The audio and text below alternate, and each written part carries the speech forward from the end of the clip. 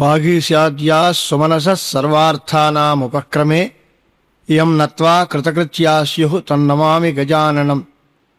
శారదా శారదాంభోజవదనా వదనాంబుజే సర్వదా సర్వదాస్మాకం సన్నిధిం క్రియాత్. శంకరం శంకరాచార్యం కేశవం బాదరాయణం సూత్రభాష్యకృతౌ వందే భగవంతౌ పునః పునః.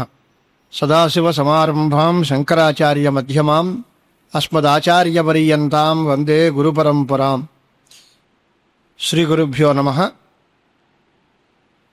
విద్యారణ్య స్వాముల వారు మనకి అనుగ్రహించినటువంటి వేదాంత పంచదశి ప్రకరణం, అది 15 ప్రకరణాల పుస్తకం. అది దాంట్లో తత్వవివేక ప్రకరణం మనం ఇంతవరకు మననం చేసుకున్నాం. తర్వాత మహాభూత వివేక ప్రకరణం అనేది ఇవాళ ఆరంభం చేస్తున్నారు. ఈ ప్రకరణం ఏమిటి, అసలు మహాభూత ప్రకరణం అనే మాటకి అర్థం ఏమిటి, ఎందుకు వచ్చింది అనేది ఆలోచిస్తే, పరమేశ్వరుడు యొక్క స్వరూపం మనకి గుర్తించడానికి వీల్లేదు, చెప్పడానికి వీల్లేదు. వాక్కులకి మనస్సుకి కూడా అతీతంగా ఉంటుంది. అంచేత పరమేశ్వరుడు ఇలా ఉంటాడు అని ఇదమిత్తంగా చెప్పడం అనేది కష్టం. ఆయన కనిపించేవాడు కాదు, మనం ఊహించేవాడు కాదు.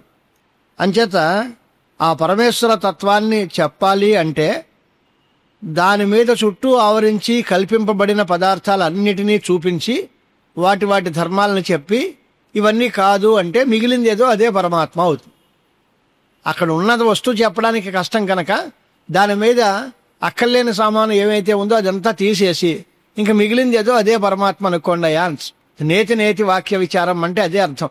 ఇది కాదు, ఇది కాదు, ఇది కాదు అని. మరి ఇంకేది అంటే మిగిలింది ఏదో అదే పరమాత్మ. వీటికి ధర్మాలు ఉంటాయి. తక్కువ ఆరోపింపబడిన వస్తువులన్నింటికీ ధర్మాలు ఉంటాయి. పరమాత్మకి ఎటువంటి ధర్మం లేదు. అంచేత ఎటువంటి గుణములు కానీ ధర్మాలు కానీ లేనటువంటి పరమాత్మ యందు అనేక వస్తువులు కల్పింపబడ్డాయి. ఉదాహరణకి మనకి తాడును చూసి పాము అనుకున్నామంటే ఆ అనుకున్న భ్రాంతి కాలంలో ఆ పాము అక్కడ వచ్చి కూర్చోదు. పాము యొక్క ధర్మాలు కనిపిస్తాయి. ఆ పాము కదులుతున్నట్టు, అది ఏదో మనకి కాటేస్తుందేమోనని, దానివల్ల మనకి ఏదో విషం వస్తుందని, ఇలాంటి భ్రాంతి ఆ ధర్మాలు ఉంటాయే తప్ప నిజమైన భ్రాంతి కాలంలో కూడా ఆ వస్తువు అక్కడ వచ్చి కూర్చోదు. దీన్ని చూసి అది అనుకున్నాము అంటే అది వచ్చేస్తుందా అంటే రాదు. దాని యందు ఉండే ధర్మాల్ని మనం ఇక్కడ చూస్తాం. ఆ ధర్మాలు తాడుకుంటాయా అంటే ఉండవు.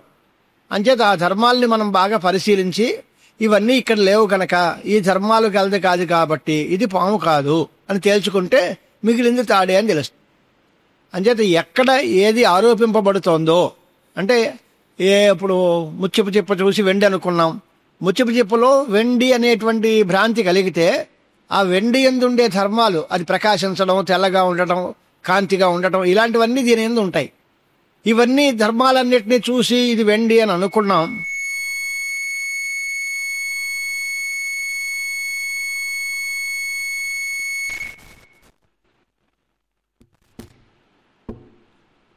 కానీ ఆ ధర్మాలన్నీ దాని యందు ఉన్న వెండివి తప్ప ఇక్కడ లేవువి, ఆ ధర్మాలు గల వస్తువు వేరు అని చూపిస్తే ఇది అలాంటిది కాదనమాట. అయితే ఇది కేవలం ముచ్చపు చెప్పే అనే జ్ఞానం కలుగుతుంది. అంటే ఏదైనా ఒక చోట దాన్ని మనం యథార్థంగా గుర్తించలేక దాని యందు ఇంకో వస్తువుని ఆరోపించుకుని అది అని భ్రమపడితే దానికి ఏం ధర్మాలు ఉంటాయి అనేది బాగా విచారణ చేసి ఆ ధర్మాలన్నీ ఇక్కడున్నాయా, ఆ ధర్మాలు కలిగిన వస్తువు వేరు, ఇప్పుడు దీని యందు ఆ ధర్మాలు లేదు కాబట్టి ఇది అది కాదు అని తేల్చాలి. అలాగే పరబ్రహ్మ యందే మొత్తం ప్రపంచమంతా ఆరోపింపబడింది.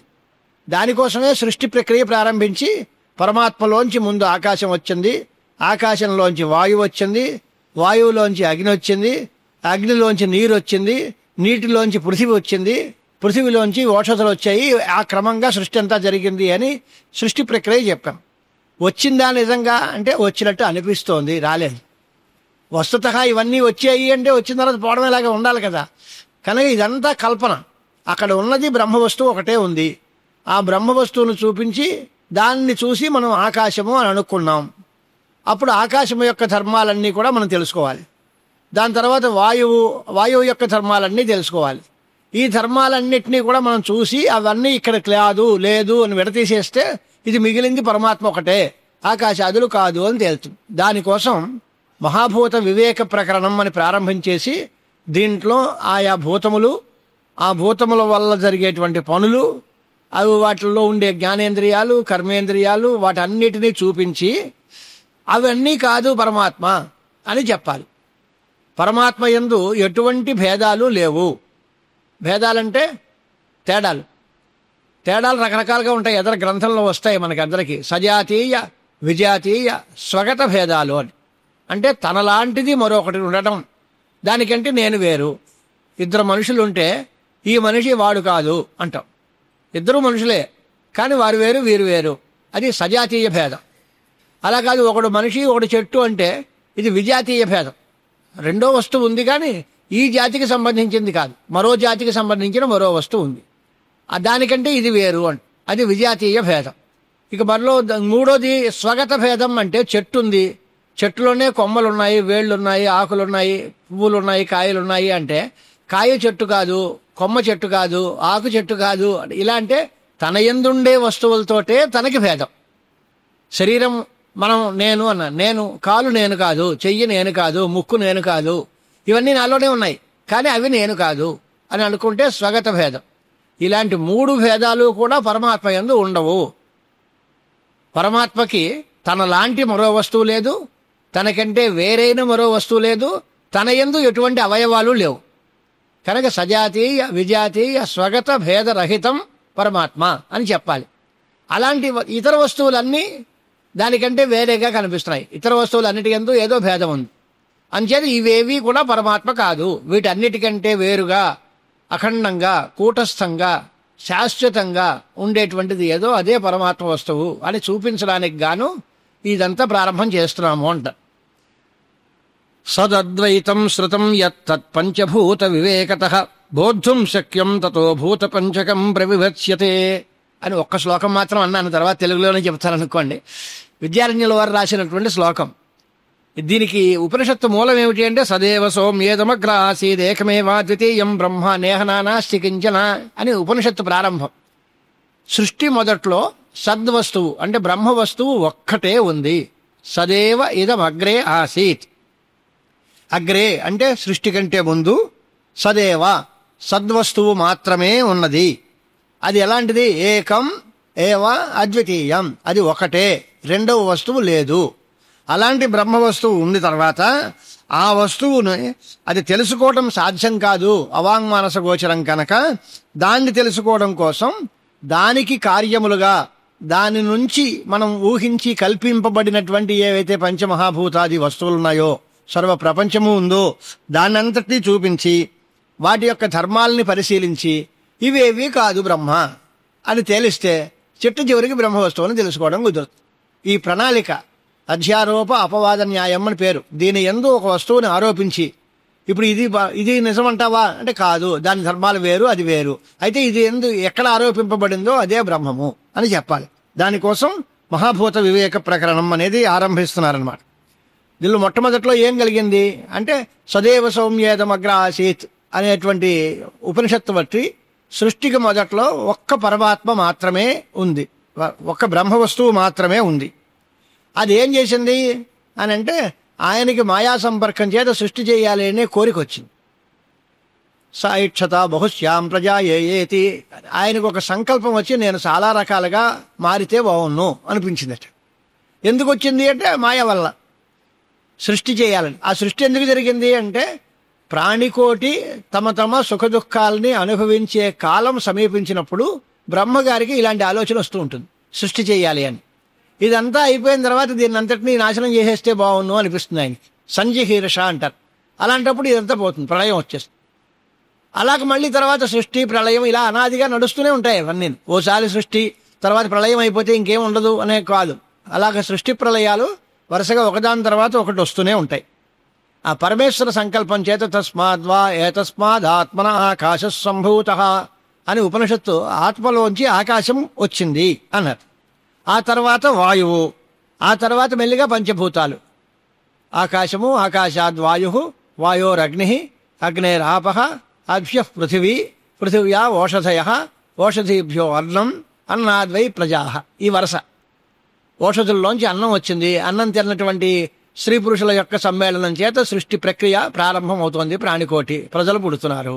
ఈ క్రమం అంతా చెప్పారు. ఇదంతా నిజమే, ఇదంతా బాగానే ఉంది. కానీ ఇది ఎలా కుదిరింది? మనం అందరం చూస్తున్నాం, పంచమహాభూతాలని మనం చూస్తున్నాం. చూసేవాళ్ళం ఎవరు? ఈ సర్వ ప్రపంచాన్ని మనం కళ్ళారా చూస్తున్నాం. చూసేటువంటి వాళ్ళు జీవులు. ఈ జీవులు ఎలాంటి వాళ్ళు? అవిద్య ప్రతిబింబమైన చైతన్యం. అవిద్యలో ప్రతిబింబించినటువంటి చైతన్యం ఈ సర్వ ప్రపంచాన్ని చూస్తున్నాం. ఇప్పుడు వీటిల్లో ఆ బ్రహ్మ వస్తువుని గుర్తించగలిగినటువంటి మహానుభావులు ఎవరైనా ఉంటే వాళ్ళు జ్ఞానులు. ఈ ప్రపంచం అంతా బ్రహ్మ వస్తువే, బ్రహ్మ కంటే వేరేగా ఈ ప్రపంచం లేదు అని తెలుసుకోవాలి. తెలుసుకుంటే వాడు జ్ఞాని అవుతాడు, వాడు మోక్షం పొందుతాడు. అది ఎలా తెలుస్తుందండి మనకి అంటే, దీని యందుండే ధర్మాలు దాని యందు ఉన్నాయా లేవా, ఈ ధర్మాలని చూసి తెలుసుకుని ఆకాశం యొక్క ధర్మం ఏమిటి అది బాగా పరిశీలించి, ఆకాశానికి సంబంధించిన ఇంద్రియం ఏమిటి, ఆ ఇంద్రియం దేన్ని గ్రహిస్తుంది, ఇలాంటి విచారణంతా చేసి ఇవన్నీ పరమాత్మ యందు ఉన్నాయా, అబే ఇది కాదు, ఇది వేరు, కనుక ఈ ఆకాశం బ్రహ్మ కాదు, వాయువు బ్రహ్మ కాదు, తేజస్సు బ్రహ్మ కాదు, నీరు బ్రహ్మ కాదు, నిప్పు బ్రహ్మ కాదు, ఇలాగంటే ఇంక బ్రహ్మ వస్తువు మిగులుతుంది. ఇవన్నీ కానిదేదో అది. మనకు కనిపించేవన్నీ ఇవే. ఈ కనిపించేది ఏదీ బ్రహ్మ కాదు అని అంటే వీటన్నిటికీ ఆధారమైన ఒక వస్తువు ఉంది, అది బ్రహ్మము అనేటువంటి మాట తేలుతుంది. దానికోసం ఈ ప్రక్రియ ప్రారంభిస్తున్నాం అన్నమాట. ఈ ఆరోపిత ధర్మాలు, వస్తువు ఎప్పుడు ఆరోపింపబడదు, వస్తువు యందు ఆరోపింపబడే వస్తువు యందు ఉండే ధర్మాలు మాత్రం కనిపిస్తాయి. ఎక్కడైనా గుర్తుపెట్టుకోవాల్సింది అదే. తాడులో పాము కనిపించింది అంటే పాము అక్కడ ఉండదు. పాము యొక్క ధర్మాలు మాత్రం, పాము వల్ల కలిగేటువంటి భయమో కంపమో, మనకి వచ్చేటువంటి ఒళ్ళు వణకడమో భయపడమో ఇలాంటివన్నీ కనిపిస్తాయి తప్ప పాము అక్కడ వచ్చి కూర్చోదు. దేన్ని చూసినా ఇప్పుడు మరుమరీచిక అంటాం, ఎండమావులను చూసాం, నీటిలాగా కనిపిస్తుంది కానీ నీరు వచ్చి కూర్చుంటుంది అక్కడ అంటే ఉండదు. నీటిలాగా అనిపించింది, ఆ నీటి వల్ల వచ్చేటువంటిది ఆకలి దాహం తీరుతుంది అని అక్కడికి వెళతాం, మనం చూస్తాం, అది కాదనుకుంటాం, తర్వాత తిరిగి వెనక్కి వచ్చేస్తాం. ఇలా ప్రతి చోట భ్రాంతి అన్న ప్రతి చోట కూడా ఆరోపింపబడే వస్తువు యొక్క ధర్మాలు మాత్రమే కనిపిస్తాయి తప్ప ఆ వస్తువు అక్కడ కనపడదు. అలాగే ఇప్పుడు మనం ఏమిటి, ఆకాశం ఆరోపింపబడింది అన్నాం అనుకోండి, ఆకాశం ఆరోపింపబడి ఆకాశం బ్రహ్మ కాదండి అని చెప్పాలి. మనం ఎలా చెబుతారు అంటే, దీని ధర్మం చూపించి ఈ ధర్మం అక్కడ లేదు, దీనికి ఈ ధర్మం ఉంది, బ్రహ్మకి ఆ ధర్మం ఉండదు, కాబట్టి ఇది ఆకాశం బ్రహ్మ కాదు అని తేల్చాలి. అంచేది మీరు ఆకాశానికి ధర్మం ఏమిటో చెప్పాలి. ఆకాశం అంటే ఏమిటి, దాని స్వరూపం ఏమిటి, దాని యందుండే ధర్మం ఏమిటి, అది ఏం చేస్తుంది పని, ఇలాంటి పని బ్రహ్మ చెయ్యదు కనుక ఇది ఆకాశం బ్రహ్మ కాదు అని తేల్చాలి. అలాగే ఒక్కొక్క పాయింట్ని తీసుకుని, ఒక్కొక్క భూతం తీసుకుని, ఆ భూతానికి ఏ గుణాలు ఉంటాయి, దానికి సంబంధించిన ఏ ఇంద్రియాలు ఉంటాయి, అవి చేసే పనులేమిటి, ఇవన్నీ తెలుసుకుని ఇవన్నీ ఆకాశం చేస్తాయి తప్ప బ్రహ్మ చేయదు, కాబట్టి ఆకాశం బ్రహ్మ కాదు, వాయువు బ్రహ్మ కాదు అని ఈ రకంగా తేల్చుకోవాలన్నమాట. దానికోసం ప్రారంభిస్తున్నాడు. భూత గుణాలు ముందు, పంచమహాభూతాలు, వాటికి గుణాలు ఏమిటి? శబ్దస్పర్శౌ రూపరసౌ గంధో భూత గుణా ఇమే ఏకద్వైత్రి చతుఃపంచగుణా వ్యోమాదిషు క్రమాత్. ఆ సాధారణమైన స్థాయిలో చెప్పాం. భూతాల గుణాలన్నీ లెక్క పెట్టచ్చు, కానీ పంచమహాభూతాలు అంటే వాటికి స్పెషల్గా అసాధారణమైన గుణాలు కొన్ని ఉన్నాయి. ఏమేమిటవి? శబ్ద స్పర్శ రూప రస గంధాలు. ఈ 5 ఉంటాయండి అన్ని భూతాల్లోనూ అంటే అలా ఉండదు, ఒక్కొక్క దానికి ఒక్కొక్క రకాలు. ఆకాశానికి శబ్దం ఒక్కటే గుణం, ఇంక రూపం ఉండదు, రసం ఉండదు, స్పర్శ ఉండదు, ఏమి ఉండవు, ఒక్క శబ్దం మాత్రమే ఆకాశానికి ఉంటుంది. ఆకాశం నుంచి వాయువు వచ్చింది, వాయువుకి దీంతో పాటు ఇంకా పెరుగుతుంది, మళ్ళీ శబ్దంతో పాటు స్పర్శ కూడా ఉంటుంది వాయువు. అలా పెంచుకుంటాం. శబ్దము స్పర్శ 2 ఉంటాయి. వాయువులో చప్పుడు వస్తుంది, ముట్టుకుంటే చల్లగా కనిపిస్తుంది మనకి. తర్వాత అగ్నికి వచ్చేసరికి రూపం కూడా శబ్దము స్పర్శ రూపము 3 వస్తాయి. జలం వచ్చేసరికి శబ్దము స్పర్శ రూపము రసము అవి ఉన్నాయి. పృథివీ దగ్గరికి వచ్చేసరికి గంధం కూడా కలిసి శబ్ద స్పర్శ రూప రస గంధాలు 5. అంటే ఆకాశం దగ్గర ఒకటే గుణం, వాయువు దగ్గరికి వచ్చేసరికి 2, తేజస్సు దగ్గరికి 3, జలం దగ్గరికి వచ్చేసరికి 4, పృథివీ దగ్గరికి వచ్చేసరికి 5 గుణాలు. ఇలా పెరిగిపోతాయి గుణాలు. ఈ 5 గుణాలు గలది పృథివీ అన్నాం. ఇవన్నీ మనకు అనుభవంలోనే ఉన్నాయి. పృథివీలో మనం రూపం చూస్తాం, దాన్ని ముట్టుకుంటే రస స్పర్శ ఉంటుంది, దాన్ని నోట్లో పెట్టుకుంటే వాసన మట్టి వాసన వేస్తోంది అని వాసన ఉంటుంది, దానిలోనే మట్టి రుచి కనిపిస్తుంది, దానిలోనే శబ్దం కనిపిస్తుంది, చప్పుడు చేస్తూ కనిపిస్తుంది, ఇలాంటివన్నీ మనకు కనిపిస్తాయి. ఇప్పుడు దాన్ని కొంచెం వివరించాలి అంటే ధ్వని, ప్రతిధ్వని ఈ రెండు మాటలు వింటూ ఉంటాం మనం. ఎక్కడ ధ్వని ఉంటుంది, ఎక్కడ ప్రతిధ్వని ఉంటుంది? ప్రతిధ్వని అంటే ఏంటి, ధ్వని అంటే ఏంటి? ఆకాశమందు శబ్దం ఉంది అనే మాట మనం అనుకుంటూనే ఉంటాం. ఆకాశమందు శబ్దం అంటే ఎలా వస్తుంది? అది వాయువు వల్ల శబ్దం పుట్టుతోందా, ఆకాశమానికి ఒరిజినల్గా శబ్దం ఉందా? ఇది కొంచెం సైంటిఫిక్గా ఆలోచించుకోవాలి. వాళ్ళు ఏమంటారో తెలియదు, కానీ మన ప్రణాళికలో తార్కికులందరూ మనం చెప్పేటువంటి మాటలు అంటే ఏంటంటే ఈ చాంచల్యము ఎక్కడుంటుందో అక్కడ ధ్వని కలుగుతుంది.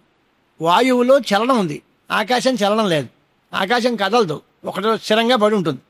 వాయువు ఇటు అటు కదులుతూ ఉంటుంది, కదులుతూ ఉన్న చోట ధ్వని పుడుతుంది. ఆ కదలిక వల్ల నిశ్చలంగా కదలకుండా ఉన్న చోట ధ్వని పుట్టడానికి అవకాశం లేదు.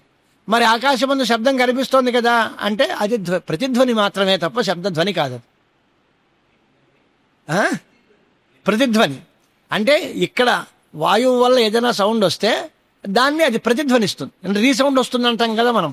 ఇప్పుడు మైక్లో మనం మాట్లాడుతున్నాం, ఇక్కడ ధ్వని ఉంది, అక్కడ వచ్చేటువంటి స్పీకర్స్లోనూ వాటిల్లోనూ అది వచ్చేది అది ప్రతిధ్వని. అది ఎలా తెలుస్తుందండి? అది ధ్వనే కదా, ఇది ధ్వనే కదా, ప్రతిధ్వని ఎలా అంటారు మీరు అని అంటే కొంచెం ఆలోచిస్తే తెలుస్తుంది. ఇప్పుడు ఇక్కడ మనం మాట్లాడాం, లేదా ఒక గంట వాయించాం, గంట వాయిస్తే ఈ ధ్వని ఇక్కడ స్పష్టంగా వినిపించినట్టుగా ఓ 10 గజాల అవతలకి కొంతగా వినిపిస్తుంది, ఇంకో 100 గజాల అవతలకి వెళ్తే అసలు వినపడడం మానేస్తుంది. ఈ ధ్వని ఎక్కడుంది? పుట్టిన చోట ఉంది. మరి ఇక్కడి నుంచి కొంత దూరం ఉన్నవాడికి కూడా వినిపిస్తోంది అంటే అక్కడికి ఎలా వినిపిస్తోంది అని అంటే శబ్దజ శబ్ద తరంగాలు అని పేరు. శబ్దం వల్ల మరో శబ్దం వస్తుంది, దానివల్ల మరో శబ్దం పుడుతుంది, దానివల్ల మరో శబ్దం పుడుతుంది. పుట్టిన చోటు ఉండే శబ్దం చెవికి రాదు, చెవి దగ్గరికి వచ్చేసరికి వేరే శబ్దం వస్తుంది. పుట్టిన చోటు ఉండే శబ్దం వేరు, చెవి వరకు సోకే శబ్దం వేరు. కానీ ఇలాంటి శబ్దమే వస్తూ ఉంటుంది. ఎంతవరకు వస్తుంది అంటే దీనికి ఎంత కెపాసిటీ ఉందో అంతవరకే వస్తుంది. ఇది మనం ఒకడు మాట్లాడితే ఆ రూమ్లోనే వినపడదు, ఒకడు మాట్లాడితే పక్కవాడికే వినపడదు, ఇంకోటి మాట్లాడితే ఊరు పేటంతా వినిపిస్తుంది. వాడి ధ్వని పెద్దది, కంఠధ్వని పెద్దది, వాడు మాట్లాడితే చాలా ఎక్కువ దూరం వినిపిస్తుంది, ఇంకోటి మాట్లాడితే తక్కువ దూరం వినిపిస్తుంది, ఇంకోటి మాట్లాడితే వాడి మాట వాడికే వినిపిస్తుంది, ఇంకెవడికి వినిపించదు. రకరకాలు ఉన్నాయి. ధ్వని పుట్టిందా లేదంటే ధ్వని ఉంది. ఈ ధ్వనికి ప్రతిధ్వని ఎంతవరకు వెళ్తుంది అనేది ఆలోచించుకోవాలి. అంటే ఆకాశంలో ఉండేది ప్రతిధ్వని అనేది చెప్తూ ఉంటాం మనం. ఇప్పుడు దీనికి నిరావరణ స్థలంలో ఏదైనా ఆవరణం ఉంటే అది ప్రతిధ్వని వస్తుంది, ప్రతిధ్వని అక్కడే కలుగుతుంది. నిరావరణ స్థలంలో ప్రతిధ్వని కలగదు. అంచేత ఏం చేస్తోంది అంటే గాలి మన ధ్వనిని తీసుకెళ్ళి అక్కడికి వచ్చి ప్రతిధ్వనిని పుట్టిస్తోంది అని వీళ్ళు చెబుతున్నారు. అది సరైన పద్ధతి కాదు. శబ్దము వాయువు వల్ల సంచరిస్తుంది అనేటువంటి మాత్రం ఒప్పుకుంటాం, కానీ ఆ వచ్చేది మన కంఠం నుంచి వచ్చే ధ్వని అనే మాట మాత్రం ఒప్పుకోం. మన కంఠం నుంచి వచ్చే ధ్వని మన దగ్గరే ఉంటుంది. శబ్దం 3 రకాలుగా ఉంది: సంయోగజ శబ్దం, విభాగజ శబ్దం, శబ్దజ శబ్దం అని రకరకాలు. సంయోగం వల్ల శబ్దం అంటే ఏమిటి అన్నాడు. ఏదో డప్పు వాయించాము, లేదా ధ్వని మన భేరీ వాయించాము అంటాం అనుకోండి, లేదా గంట కొట్టాము అని అంటే కొట్టడం వల్ల శబ్దం వస్తుంది. డోలు కొట్టామనుకోండి, డోలు మీద ఒక కర్రచుకుని కొడితే చప్పుడు అవుతుంది. ఆ డోలుకి ఆ కర్రకి ఉన్న సంయోగం వల్ల శబ్దం పుడుతోంది.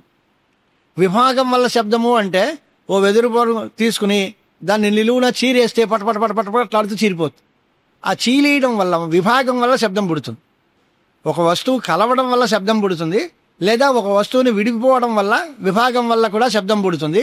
మూడోది శబ్దం వల్ల శబ్దం పుడుతుంది. ఆ శబ్దం వల్ల శబ్దం పుట్టేటువంటి దానిలో ఇంకా తీరి లోపల ఏమో ఆలోచిస్తారంటే, ఇప్పుడు సముద్రంలోనో లేకపోతే నదిలోనో తరంగాలు వచ్చాయి అనుకోండి, ఆ తరంగాలు ఎట్నుంచి ఎటు వస్తాయి?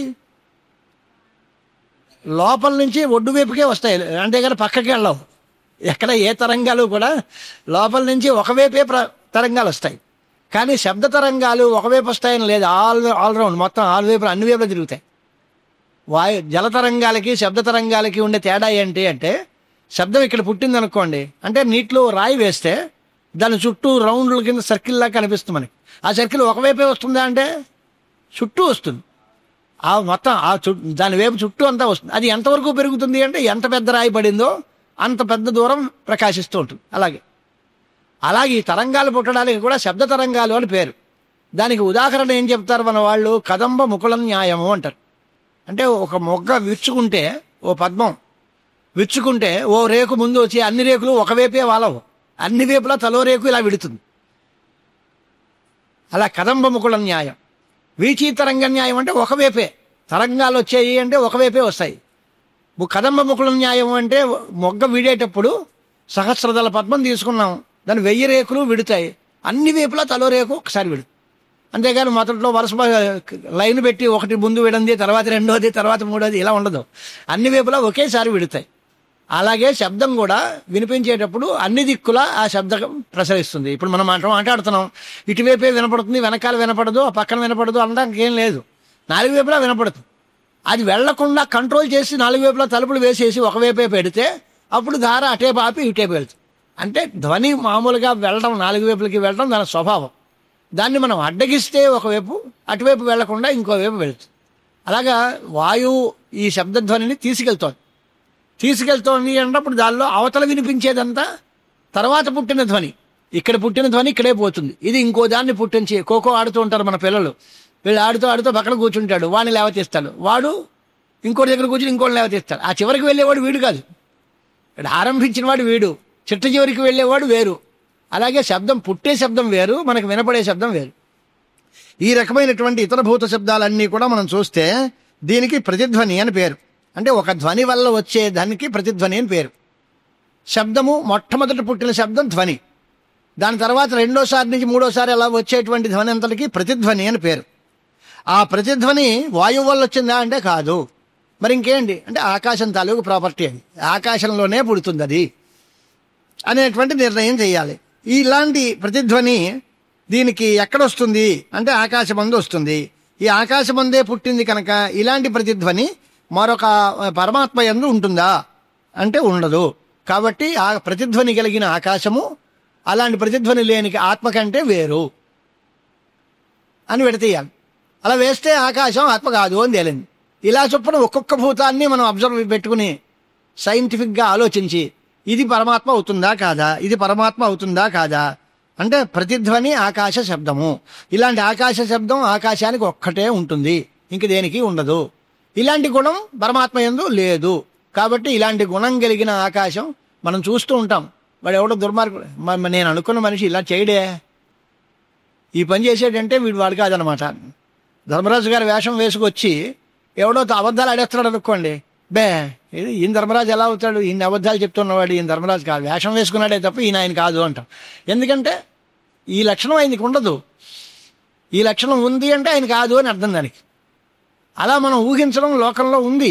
ఈ వస్తువు అవునా కాదా అంటే వాడి లక్షణాలను బట్టి మనం రోగం దగ్గర కూడా గుర్తించి ఇదేదో మలేరియా ఏమోనండి అంటే అలా ఉండదండి, మలేరియా అయితే ఈ లక్షణాలు ఉండవు అండి అంటే మరి ఇంకేమవుతుంది, మామూలు దగ్గేనండి, టీబీ కాదు, టీబీ లక్షణాలు వేరు, ఈ మామూలు దగ్గు లక్షణాలు వేరు, ఇది అది కాదండి అని. అంటే ధర్మాలని బట్టి లక్షణాలను బట్టి అది వేరు ఇది వేరు అని చెప్పడం స్వభావం ప్రపంచంలో. అలాగే ఈ ఆకాశం యొక్క లక్షణాలు చూసి ఈ లక్షణాల వల్ల ఈ ఆకాశమే ఇది ఆత్మ కాదు. మరి ఆకాశం నిజంగా ఉందా అంటే నిజంగా లేదు, కల్పింపబడిందే. మరి దాని ధర్మాలు అంటే అవి కల్పింపబడ్డవే. ఆకాశము కల్పింపబడిందే, ఆకాశము యొక్క ధర్మాలు కూడా కల్పింపబడ్డవే. ఈ కల్పితమైన ధర్మాలు కలిగిన ఆకాశము వాస్తవంగా పరమాత్మ కాదు. పరమాత్మ యందు ఏ ధర్మాలు లేవు. అంటే కార్యప్రపంచం మొత్తం కల్పింపబడిందే, వాటి యొక్క ధర్మాలు కూడా కల్పింపబడ్డవే. అవన్నీ మనం ఊహించుకుని ఉన్నాయి అని అనుకుంటున్నామే తప్ప నిజంగా లేదు. అలాగే శబ్దం దగ్గరికి తీసుకెళ్ళాం, జలం దగ్గరికి తీసుకెళ్ళాం. వాయువు అయితే శబ్దము స్పర్శ, జలం దగ్గరికి వెళ్ళేసరికి శబ్దము స్పర్శ రూపం, ఇలా చొప్పున అవి మూడు దానికి ఉంటాయి, పరమాత్మకి లేవు. కాబట్టి ఇది అది కాదు అని ఈ రకమైనటువంటి దృష్టాంతంతో ప్రతి దాన్ని భూతాన్నంతటినీ పరిశీలించి ఆ భూతాలన్నిటి కూడా పరమాత్మ కంటే వేరు అనేటువంటి నిశ్చయం చేయాలి అంటే బాగానే ఉంది. కానీ వాటికి జ్ఞానేంద్రియాలు అవి ఎక్కడుంటాయి, వాటి స్వరూపం ఏమిటి, వాటి స్వభావం ఏమిటి, అదంతా వివరించాలిగా. దాని గురించినటువంటి ఉత్తర గ్రంథం ప్రారంభిస్తున్నారనమాట. శ్రోత్రేంద్రియము త్వగింద్రియము, చక్షురింద్రియము, జిహ్వా అంటే రసనేంద్రియం, ఘ్రాణేంద్రియం, ఇవి 5 జ్ఞానేంద్రియాలు ఉన్నాయి. ఈ 5 జ్ఞానేంద్రియాలు ఎలా వచ్చాయి అని అంటే ఆకాశం శ్రోత్రేంద్రియము, ఆకాశంలో ఒక భాగానికి శ్రోత్రేంద్రియం అని పేరు. కర్ణ వివరవృత్తి ఆకాశస్య శ్రోత్రత్వాత్ అని తార్కికులు చెబుతూ ఉంటారు. ఆకాశమే అదే చెవి గోబులో ఉండేటువంటి ఆకాశం అయితే దానికి శ్రోత్రేంద్రియము అని పేరు. అది శబ్దాన్ని గ్రహిస్తుంది. అది పనికొస్తే మనం ఏదో కర్ణభేరి అనో ఏదో అంటాం మనం. ఆ కర్ణభేరి అనే దానికి అర్థం ఏంటి అంటే చెవి లోపల ఉండే ఖాళీ ప్రదేశం. ఆ కర్ణభేరి బాగా పనిచేస్తే శబ్దం వినపడుతుంది, లేకపోతే వినపడదు. కర్ణ వివరవృత్తి ఆకాశమే శ్రోత్రము, శబ్దము ఆకాశము యొక్క గుణము. కాబట్టి శ్రోత్రేంద్రియము శబ్దాన్ని మాత్రమే గ్రహిస్తుంది. ఆ రెండింటికి సంబంధం ఉంది కనుక. అంతేగాని శ్రోత్రేంద్రియం చేత రూపం గ్రహిస్తాం, లేకపోతే చక్షురింద్రియం చేత శబ్దాన్ని గ్రహిస్తాం అంటే కుదరదు. ఎందువలన ఈ ఇంద్రియము ఆ గుణము ఏ భూతానికి సంబంధించినవో అది దాన్నే గ్రహిస్తుంది. ఆకాశానికి సంబంధించిన శ్రోత్రేంద్రియము ఆకాశం యొక్క గుణమైన శబ్దాన్ని మాత్రమే పట్టుకుంటుంది, తకిమ వాటిని పట్టుకోలేదు. అంచేత ఏ భూతానికి ఏ ఇంద్రియాలో, ఏ భూతానికి ఏ గుణాలు ఉంటాయో వాటిని అన్నిటినీ చూపించి ఆయా ఇంద్రియాలు ఆ గుణాలనే గ్రహిస్తాయి అనేది చెప్తారు. ఇదంతా మామూలు పాఠం. ఇది వేదాంతానికి ఉపయోగపడుతుందా అంటే వ్యవహారం లేని వేదాంతం ఉండదు. వ్యవహారం నడిచి ఈ వ్యవహారం అంతా అబద్ధము అని తేలిస్తే వేదాంతం మిగులుతుంది. పరమార్థం ఎక్కడ సైన్స్ ఆగిపోతుందో అక్కడ ఫిలాసఫీ స్టార్ట్ అవుతుంది. మనకి అనుభవంలోకి మనం అందరం చూసి ఇదంతా ఇది అది ఇది ఇది అని ఊహించి తలనొప్పి పెట్టుకుని ఇది మాకు తెలియలేదండి అంటే అప్పుడు వేదాంతం వస్తుంది. అనుభవంలో ఉంటే ప్రపంచం, అనుభవం అతీతమైనదైతే పరమార్థం వేదాంతం. దానిలోకి వెళ్ళాలి. అంచేత వ్యవహారంలో ఉండేటువంటి వస్తువులన్నింటినీ చూస్తున్నాం. ఈ శ్రోత్రేంద్రియం ఎక్కడ ఉంటుంది అంటే చెవి గోబులో ఉంటుంది అన్నాం. అది శబ్దాన్ని గ్రహిస్తుంది అంటారు. మరి అది కనిపిస్తుందా అని అంటే సౌక్ష్మ్యాత్ కార్యానుమేయం. అది అత్యంత సూక్ష్మంగా ఉంటాయి ఇంద్రియాలు. చూపించగలరా అని అంటే చూపించలేము. కానీ దాన్ని పని చేస్తూ ఉంటే దాన్ని బట్టి ఈ ఇంద్రియం ఉంది అని ఊహించాలి. శబ్దం నాకు వినపడుతోంది అంటే నీకు చెవి బాగానే పనిచేస్తోంది. పెద్ద చెవులు ఉంటాయి, వాడికి వినపడలేదంటే నీకు శ్రోత్రేంద్రియం లేదనమాట. కళ్ళు ఉన్నాయి కానీ కనపడదండి అన్నట్టు. కన్నుంటే కనపడకపోవడం ఏంటి అంటే కంటిలో చక్షురింద్రియము అనే ఓ ఇంద్రియ భాగం ఉంటుంది, ఆ ఇంద్రియ శక్తి అది పోయింది. కళ్ళు అయితే బాగానే ఉన్నాయి కానీ కనిపించడం మానేసింది అని అంటే ఆ ఇంద్రియం పనిచేయట్లేదు. అక్కడ కనిపిస్తోంది అంటే ఆ ఇంద్రియం ఉన్నట్టు. కార్యాన్ని బట్టి కారణాన్ని ఊహించాలి మనం. కనిపిస్తూ ఉంటే చక్షురింద్రియం పనిచేస్తున్నట్టు, వినిపిస్తూ ఉంటే శ్రోత్రేంద్రియం ఉన్నట్టు, రుచి తెలిస్తే జిహ్వ పనిచేస్తున్నట్టు, స్పర్శ తెలిస్తే త్వగింద్రియం పనిచేస్తున్నట్టు, ఇలాగా ఊహించుకోవాలి. ఆ ఇంద్రియాలు కనిపిస్తాయా అంటే కనిపించవు, అవన్నీ ఊహించేవే. కొందరికి స్పర్శ జ్ఞానం పోతుంది. పోతే ఏమర్థం, దానికి ఏదో బాగుంది చూసుకున్నాయా, పెద్ద పెద్ద ఏదైనా వ్యాధులు వచ్చాయేమో, లేకపోతే నీ చర్మానికి స్పర్శ జ్ఞానం పోయింది. అలా ఉండకూడదు. స్పర్శ జ్ఞానం పోయింది అంటే అక్కడ ఏదో ఒక రకమైన లోపం ఉంది, రోగం వచ్చింది, దాన్ని బట్టి బాగా చూసుకొని డాక్టర్ గారి దగ్గరికి పో అంటాం. లేకపోతే నాకు వాసన తెలియట్లేదండి అని అంటే నీ ముక్కు పని చేయట్లేదనమాట, ఏదో చూసుకో, దానికి ఏదైనా మందు వాడుకో. నాకు రుచి తెలియట్లేదండి అంటాడు ఒకడు. ఏం తిన్నా ఒకలాగే ఉంటుంది, చెప్ప గడ్డిగా. వాడికి పులుపు కారం ఉప్పు ఏం వేసినా నోటి మీద వాడికి రుచి తెలియదు అంటే వాడికి ఆ రసనేంద్రియం పనికి రావట్లేదు అని అర్థం. అలాగా 5 భూతాలకి 5 రకాల ఇంద్రియాలు ఉంటాయి. వాటిని జ్ఞానేంద్రియాలు అని పిలుస్తాం. ఎందుకు అంటే వాటి వల్ల ఒక జ్ఞానం కలుగుతుంది కనుక. రూపం యొక్క జ్ఞానమో, లేక రసం యొక్క జ్ఞానమో, లేక చక్షురింద్రియం వల్ల రూపము, లేదా శ్రోత్రేంద్రియం వల్ల శబ్దము, ఇవన్నీ తెలుస్తాయి కనుక జ్ఞానాన్ని కలగజేసే ఇంద్రియాలు కాబట్టి వాటిని జ్ఞానేంద్రియాలు అన్నాం. ఇవన్నీ ఉంటాయా అన్నాడు. చెవి మూసుకుంటే నీకు లోపల కూడా శబ్దం కనిపిస్తుంది, బయట శబ్దమే అక్కర్లేదు. ఇలా చెవి మూసుకుంటే గీయని లోపల చప్పుడు అవుతూ ఉంటుంది. అది చెబుతున్నారు ఆయన. కదాచిత్ పిహితే కర్ణే శ్రూయతే శబ్ద అంతరః. లోపల శబ్దం కూడా చెవి వింటుంది. అది దేనివల్ల పుట్టింది? దేనివల్ల బయట నుంచి వచ్చిన శబ్దం కాదు, అది లోపల ఉన్న శబ్దమే. ఆ శబ్దాన్నే అది వింటుంది. అలాగే ప్రాణవాయవు జాఠరాగ్నౌ జలపానే అన్నభక్షణే వ్యజ్యంతే యాంతరా స్పర్శాః స్పర్శలు, బయట స్పర్శ వేరు, ఏదైనా వస్తువు ఇది ముట్టుకుంటే ఇది కనిపించింది. ఇవేం అక్కర్లేదు. లోపల నీళ్లు తాగుతూ ఉంటే లోపల నీటికి లోపల కంఠానికి స్పర్శ ఉంటుంది. అన్నం తింటున్నప్పుడు కఠిన స్పర్శ, నీళ్లు తాగుతున్నప్పుడు బాగా తేలికైన స్పర్శ, ఇలాంటివన్నీ కూడా కనిపిస్తాయి. ప్రాణవాయువు లోపల సంచరిస్తూ ఉంటే మనకు తెలుస్తుంది. కొంతమంది బాగా సున్నితమైన వ్యక్తులు ఎవరైనా నీళ్లు తాగుతూ ఉంటే లోపల నీళ్లు దిగుతున్నట్టు కూడా మనం బయట చూడొచ్చు.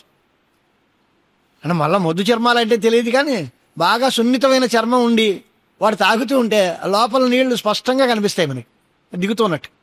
అలాగా ఇవన్నీ కనిపించేవే. అంచేత మీలనేచ అంతరం తమహ, కళ్ళు మూసుకుంటే చీకటి కనిపిస్తుంది. ఏ చీకటి? బయట ఉన్న చీకటి చూడడానికి కళ్ళు కావాలిగా అని అంటే లోపల ఉన్న చీకటి కనిపిస్తుంది.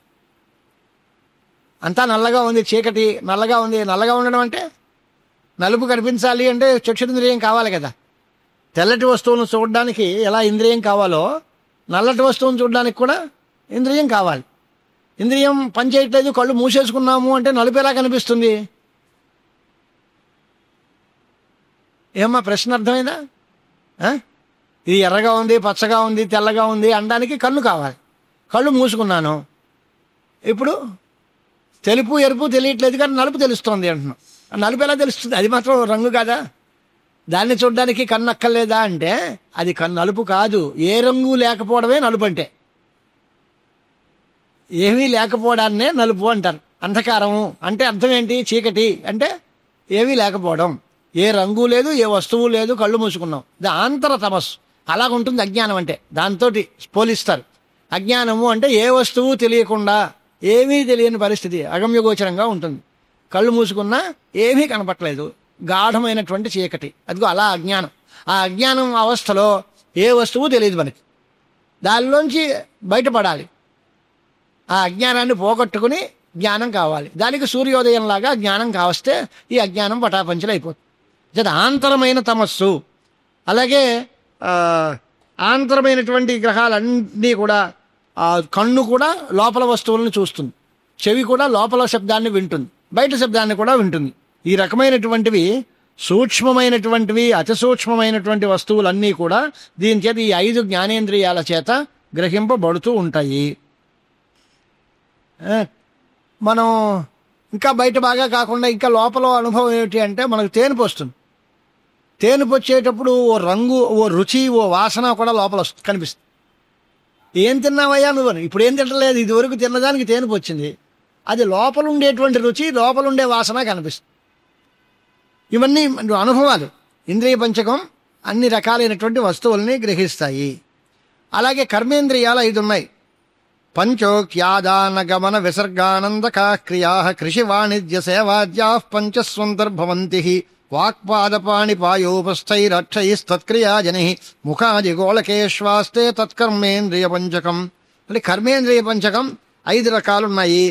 ఎలాది అని అంటే వాక్కు అంటే నోటమ్మట మాట్లాడడం, పాణి చేతులు, పాదములు, సరే పాయోపస్థలు అనేటువంటి కర్మేంద్రియాల వల్ల కొన్ని పనులు జరుగుతాయి.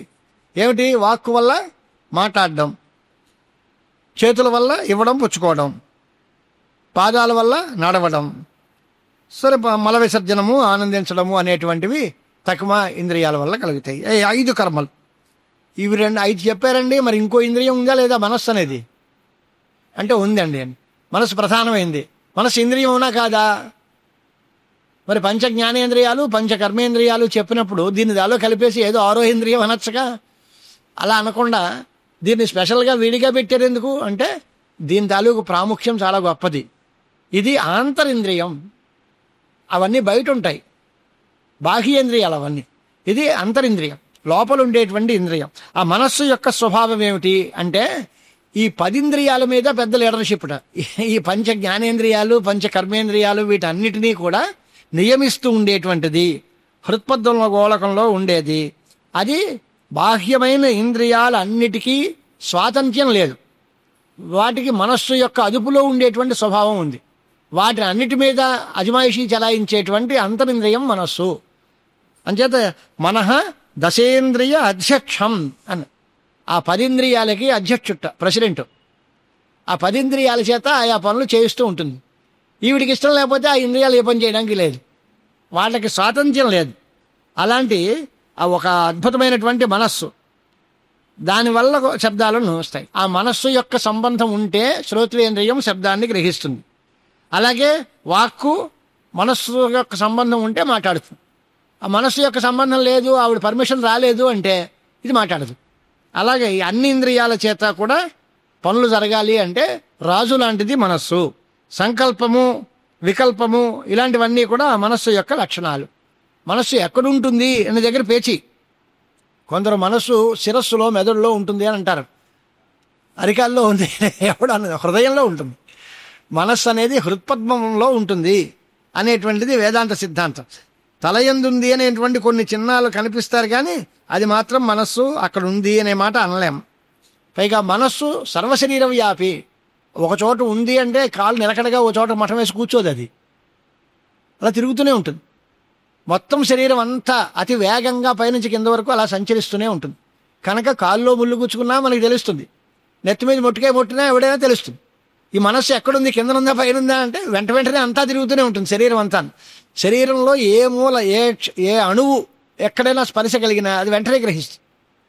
అంచేత మనస్సు అనేది సర్వత్రా ఎక్కడున్నా, ఎక్కడ సంకల్పించినా దానిలో ఉండేటువంటి జ్ఞానాలన్నీ కూడా మనకి బాగా తెలుస్తూ ఉంటాయి. మరి ఈ పూర్వజన్మ సంస్కారం చేత శృత్యనుసారంగా ఇలాంటి మన సిద్ధాంతాలన్నీ నేర్చుకుని మనస్సు హృదయంలో ఉంటుంది అన్నారనుకోండి, దీనికి మనస్సుకి పైకి పోయే స్వాతంత్ర్యం ఉందా అని అంటే ఇంద్రియాల ద్వారానే మనస్సు వెళ్తుంది బయటికి. మనస్సు అంటూ మిడిగా వెళ్దాం. నా మనస్సు అద్దాల్లో ఆలోచిస్తోంది అని అంటే మనస్సు ఆలోచిస్తోంది అని లోపల. ఆ మనస్సు కంట్లో చేరి కన్ను వస్తువు మీద చేరితే ఆ వస్తువు యొక్క ప్రత్యక్షం కలుగుతుంది. సంస్కృతంలో తర్కం చదువుకునేటువంటి వాళ్ళు ప్రక్రియ చెప్తారు. ఆత్మ మనసా సంయుజ్యతే మన ఇంద్రియేణ ఇంద్రియమర్థేన తతః ప్రత్యక్షం జ్ఞానం ఉత్పద్యతే. అంటే ఒక వస్తువును మనం చూడాలి అనుకున్నాం అనుకో, ఎలాగ చూస్తాం అని అంటే నేను అనే ఆత్మ మనస్సుని ప్రేరేపిస్తుంది. ఆ మనస్సు చక్షురింద్రియాన్ని ప్రేరేపిస్తుంది. ఆ చక్షురింద్రియం కంటి లోపల పైన ఉండేటువంటి దాంతో మనం చూడదగిన వస్తువుతో కలుస్తుంది. అప్పుడు ఆ వస్తువు యొక్క జ్ఞానం కలుగుతుంది. ఎలాగా అంటే పొలాల్లోనూ మళ్ళు కడతాం, నీళ్లు పెడతాం.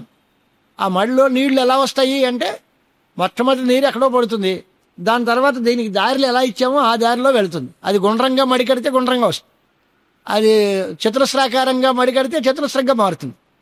ఆ నీరు ఈ వచ్చినటువంటి కాలువ ద్వారా ప్రవహించినటువంటి నీరు అక్కడ ఉండేటువంటి ఏ ఆకారంలో ఆ పరిస్థితి ఉందో ఆ ఆకారాన్ని పొందిపోతుంది. అది గుండ్రంగా గుంట తవ్వాం అనుకోండి, ఈ నీళ్లు గుండ్రంగా ఉంటుంది. అది కోవలుగా పెద్ద కాలువలాగా పెడితే కాలువ ఆకారంలోనే వస్తుంది. అది కాదు చతురస్రంగా పెట్టామంటే చతురస్రంగానే వస్తుంది. అలాగే ఈ మనస్సు ఆ ఇంద్రియాల ద్వారా లోపలికి వెళ్ళినప్పుడు ఏ వస్తువు మీద పడుతుందో ఆ వస్తువు రూపాన్ని ధరిస్తుంది. ఆ మనస్సు యొక్క ఆకార విశేషం ప్రత్యక్ష జ్ఞానం అని పేరు. అలాంటి ప్రత్యక్ష జ్ఞానం కలగాలి అంటే మనం కంటితో కుండను చూస్తే కుండ అనే జ్ఞానం, మనిషిని చూస్తే మనిషి అనే జ్ఞానం. ఏ కన్ను దేని మీద పడితే ఆ రకమైనటువంటి జ్ఞానం మనకు కలిగిపోతుంది. దానికి ఆ ప్రణాళిక అన్నమాట ఇది. మొత్తం మీద జ్ఞానేంద్రియాలు, కర్మేంద్రియాలు, మనస్సు, ఈ 11 గురించి చెప్పాం. ఈ మనస్సు ఒక్కొక్కప్పుడు తమో గుణం చెందింది అనుకోండి, లేదా రజోగుణం పొందింది అనుకోండి, అప్పుడు ఎలా ఉంటుంది అంటే అందరికీ మనకి తెలిసేటువంటి విషయంగా సత్వగుణ ప్రధానమైన మనస్సు అయితే మనకి పరిపూర్ణంగా పుణ్యపాప సంకల్పాలు చక్కగా విచారిస్తూ ఈ పని చేయాలి, ఇది చేస్తే తప్పు, దీనివల్ల మంచి కలుగుతుంది, ఇలాంటి ఆలోచనలన్నీ వస్తాయి. అది రజోగుణ ప్రధానంగా ఉందనుకోండి, కామక్రోధాదులు పెరిగిపోయి ఏమైనా సరే వాడిని ఈసారి వాడి అంతు చూసేయాలి, రాజసంగా క్రియాశీలంగా ఉండి సంక్షోభం చెంది అనేక విధమైన పనులు చేస్తాయి. ఏ పని చేయాలో ఖచ్చితమైన నిర్ణయం ఉండదు. ఏం చేస్తే బాగుంటుందో మొత్తం మీద నా కోపం తీర్చుకోవాలి, ఏం చేద్దాం, వాడిని కర్రతో కొట్టేద్దామా, కత్తితో నరికేద్దామా, విపరీతమైన ఆలోచనలతో క్షోభ చెంది ఎదరవాడి మీదకి అది ప్రవర్తిస్తూ ఉంటుంది. అది రజోగుణం తాలూకు క్రమం. అది మనస్సులో ఇక్కడికి తమో గుణం ప్రధానంగా ఉంటే అది ఏమీ చేయదు, మొద్దబ్బాయిలా నిద్రపోతున్నాయి, కానీ ఏమీ చేయదు. తమో గుణం తామసమైనది, కళ్ళు మూతలు పడిపోతున్నాయి, లేవదు, ఒళ్ళు బరువు ఎక్కిపోయింది, మాట్లాడలేను, లేవలేను, చేయలేను, చూడలేను, నన్ను వదిలేంట్రా బాబు, పడుకుంటాను, మీరు చూసుకోండి అంటే అలాంటి పరిస్థితుల్లో ఇది నిద్రిస్తూ ఉంటుంది. ఇలాగే ఈ గుణముల వల్ల శాంత వృత్తి, ఘోర వృత్తి, మూఢ వృత్తి, ఇలాంటి రకరకాలైనటువంటి వృత్తులన్నీ కలుగుతాయి. మీరు ఇప్పుడు దీనివల్ల కలిగేటువంటి మనోవృత్తుల్ని బాగా వివరించాలి. దానికోసం ఓ ప్రణాళిక చెప్తున్నాడు మళ్ళీ. వైరాగ్యం, శాంతి, ఔదార్యం ఇత్యాద్యా సత్వసంభవా. సత్వగుణ ప్రధానంగా ఉన్నటువంటి మనస్సులో వైరాగ్యం కలుగుతుంది, క్షమాగుణం కలుగుతుంది, ఔదార్యం కలుగుతుంది, ఇలాంటివన్నీ. మరి రజోగుణంలో ఉంటే కామక్రోధములు, లోభ యత్నములు మొదలైనవి. కామం, క్రోధం, లోభం, ప్రయత్నం ఇలాంటివన్నీ రజోగుణంతో కూడిన మనస్సులోంచి పుడతాయి. ఆలస్య భ్రాంతి తంద్రాద్య వికారా తమసా ఉత్థితా. తమో గుణం చేత ఆలస్యము అంటే, ఆలస్యం అంటే లేట్ అయిపోవడం కాదు, ఆలస్యం సోమరిపోతనం. సంస్కృతంలో అలసుడు అంటే సోమరి అని అర్థం. ఆలస్యము అంటే కొంచెం లేటుగా వచ్చేయండి, ఆలస్యం అయిందండి, అది కాదు అర్థం. ఆలస్యము అనే దానికి సోమరిపోతనము అని అర్థం, ఏ పని చేయకుండా ఉండట అని అర్థం. నిద్ర, లేకపోతే దాని మీద అనాసక్తిగా, దాని మీద ఇంట్రెస్ట్ లేకపోవడం, ఇలాంటివన్నీ తమోగుణం వల్ల వస్తాయి. చెప్పిన తర్వాత దేనివల్ల మరి ఏది పుణ్యం పుడుతుంది? సాత్వికమైనటువంటి గుణసంపద వల్ల పుణ్య నిష్పత్తి, పాపోత్పత్తిశ్చ రాజసై. సాత్వికమైన గుణాల వల్ల పుణ్యం పుడుతుంది, రాజసం వల్ల పాపం పుడుతుంది. తామస గుణాలు అవడేం చెయ్యడు కనుక ఏది పుట్టదు, పుణ్యం లేదు పాపం లేదు. తమో గుణం చేత నా ఉభయం కింటు వృధా ఆయు క్షపణం భవే. అయితే అదే బాగున్నట్టుందండి, పుణ్యం లేదు పాపం లేదు అని చేత తమో గుణంగా హాయిగా శుభ్రమైనటువంటి ఉల్లిపాయలు గట్రా తినేసి బాగా మత్తు పదార్థాలు సేవించి హాయిగా పడుకుంటే మన వల్ల పుణ్యం లేదు పాపం లేదు, బ్యాలెన్స్ బాగుంటుంది కదా అంటే వృధా ఆయుర్దాయాన్ని నడిపేసినట్టు అవుతుంది. దానివల్ల నీ ఆయుర్దాయానికి ఉపయోగమే లేకుండా పోయింది. మంచి పని చేయవు, చెడ్డ పని చేయవు, ఎందుకు బతికుండే ఏం ప్రయోజనం? భగవంతుడు ఆయుర్దాయాన్ని ఇచ్చాడు అంటే దాంతో ఏదో ఒక పని చేయాలి. మనం ఆయుర్దాయాన్ని వృథాగా ఖర్చు పెట్టేయడము అనేది అది అంత మంచి పని కాదు. అంచేత ఇదిగో వీటన్నిటి వల్ల ఈ పనులన్నీ జరుగుతూ ఉంటే, ఇప్పుడు ఇంతకీ పనులు జరుగుతున్నాయి అన్నాడు చేసేవాడు ఎవడు అంటే ఆయా ఇంద్రియాలని చెప్పాం కదండి. ఆ ఇంద్రియాలు చెప్పడు, ఇంద్రియాల వల్ల ఆత్మ కర్తగా ఉన్నాడు. ఆ ఇంద్రియాలన్నీ సాధనాలు, అనుభవించేవాడు జీవుడు. వాడి పేరేంటి? అహంకారాశ్రయ అని, అహంకారము అనే పేరుతో పిలువబడేటువంటి అహంకారానికి అర్థమైన జీవుడే కర్త. ఈ ఇంద్రియాలన్నీ కరణాలు, సాధనాలు. ఇది లోక వ్యవస్థ. ఈ లోకంలో జరిగేటువంటి కార్యక్రమం అంతా జీవుడు ఆయా ఇంద్రియములతో ఆయా పనులు చేసి దానివల్ల పుణ్యాలో పాపాలో మూట కట్టుకుంటున్నాడు. ఇది లోక వ్యవహారం. ఇదంతా మాకెందుకండి, వేదాంతం చెప్పమంటే లోకాశాలు మొదలెడతారేంటి అని అంటే, ఇదంతా లోకం. ఈ లోకం అంతా ఆకాశాది భూతాల వల్లే కలిగింది అనేది మీకు ఇప్పుడు తెలిసింది కదా. పంచమహాభూతాలు ముందు పుట్టి దానిలో ఉండేటువంటి ఇంద్రియాలు, దానిలో ఉండే జ్ఞానేంద్రియాలు, కర్మేంద్రియాలు, మనస్సు ఇవన్నీ వచ్చి వీటి వల్ల ఈ వ్యవహారం అంతా జరుగుతోంది. అంటే వీటన్నిటికీ పంచమహాభూతాలే కారణం. ఆ పంచమహాభూతాలు ఆత్మ కాదు అని తేలిపోతే ఈ ప్రపంచం ఆత్మ కాదు అని వెంటనే తెలిసిపోయినట్టేగా మీకు. అంచేత స్పష్ట శబ్దాదియుక్తేషు భౌతికత్వం అతిస్ఫుటం అక్షాదావిత శాస్త్రయుక్తిభ్యాం అవధార్యతాం. ఇది ఆత్మ కాదు అనే విషయం తేల్చుకోవాలి మనం. ప్రపంచ స్వభావాన్ని అంతటినీ మనం పరిశీలిస్తే ఈ ప్రపంచం ఎక్కడి నుంచి వచ్చింది అని అంటే పంచమహాభూతాల నుంచి వచ్చింది. పంచమహాభూతాలు ఎక్కడి నుంచి వచ్చాయి అంటే పరమేశ్వరుడు యందు కల్పింపబడ్డాయి. అంటే కల్పింపబడ్డ భూతముల నుంచి వచ్చింది కనుక ఇదంతా కూడా కల్పితమే. కాబట్టి ప్రపంచం అంతా మిథ్యా, హుళ్ళకి. ఇది నిజం అనుకోవడానికి తగిన వాతావరణం ఎక్కడుంది? దీని తాలూకు ఉత్పత్తిని సైంటిఫిక్గా ఆలోచిస్తే బ్రహ్మ వస్తువును చూసి పంచమహాభూతాలు కల్పింపబడ్డాయి అంటున్నాం. ఆ కల్పింపబడ్డ పంచమహాభూతాల వల్ల ఇదంతా ఏర్పడింది అంటున్నాం. అంచేత ఇదంతా కూడా భ్రాంతి సిద్ధమే అనేటువంటి మాట కావాలి. అంటే దీనికోసం దీనికి కారణం ఏమిటి అనేది తేడాలి. ఈ కారణాన్ని బట్టి కార్యాలన్నీ చూసుకుంటూ ఉంటాం. కొన్ని అన్వయ వ్యతిరేకాలు అంటాం. అంటే ఇది ఉంటేనే ఇది ఉంటుంది, దీని కారణం వల్ల ఈ కారణం వల్ల ఈ పని జరిగింది కనుక ఈ కారణమందు ఉండే ధర్మాలన్నీ ఆ కార్యమందు ఉంటాయా లేదా, ఈ కార్యకారణ భావాలు చూసి కారణ గుణాలన్నీ కార్యమందు ఉంటాయి అనేటువంటి విషయాలను ఆలోచించి దాన్ని బట్టి నిర్ణయించుకోవాలి. దానికోసం ఒక పద్ధతిగా భూతభౌతికాలు విభాగం చేసి భూత భౌతిక సృష్టయ తన్నౌపి పరమాత్మానం సచ్చిదానంద విగ్రహం అని ప్రార్థన శ్లోకం చేస్తూ ఉంటాం మనం. భూతములు అంటే పంచమహాభూతాలు, భౌతిక సృష్టి అంటే ఆ భూతాల వల్ల తయారైనటువంటి పదార్థాలు, ఈ జ్ఞానేంద్రియ కర్మేంద్రియాది వ్యవస్థ అంత లోకం అంతా, ఈ భౌతిక సృష్టి అంతా కూడా ఎవరి వల్ల జరుగుతోందో అలాంటి పరమాత్మకు నేను నమస్కారం చేస్తున్నాను అనేటువంటి అభిప్రాయంతో చెబుతూ ఉంటాం. అలాగే ఏకాదశ ఇంద్రియై యుక్త్యా శాస్త్రేణాప్యవగమ్యతే యావత్ కించిత్ భవేదేతత్ ఇదం శబ్దోదితం జగత్. దీనివల్ల ఈ 11 ఇంద్రియాలు, వీటి వల్ల కలిగినటువంటి వాతావరణాలు, వాటి వల్ల గ్రహింపబడే పదార్థాలు, ఇవన్నిటినీ కలిపి ఓ మాటతో చెప్పండి మాకు ఇంత గొడవ కాకుండా అని అంటే ఇదం అనేటువంటి మాటతో పిలుస్తాం. ఇది ఈ ప్రపంచము, ఇదం జగత్. ఈ ప్రపంచమంతా కూడా ఇదం శబ్దం చేత చెప్పబడతారు. అది అవతది ఇదం సర్వం పురా సృష్టే ఏకమేవ అద్వితీయకం సదేవాసీత్ నామరూపే నాస్తాం ఇది ఆరుణేర్వచ. మహర్షి ఉపనిషత్తులో ఏం చెప్తున్నాడు?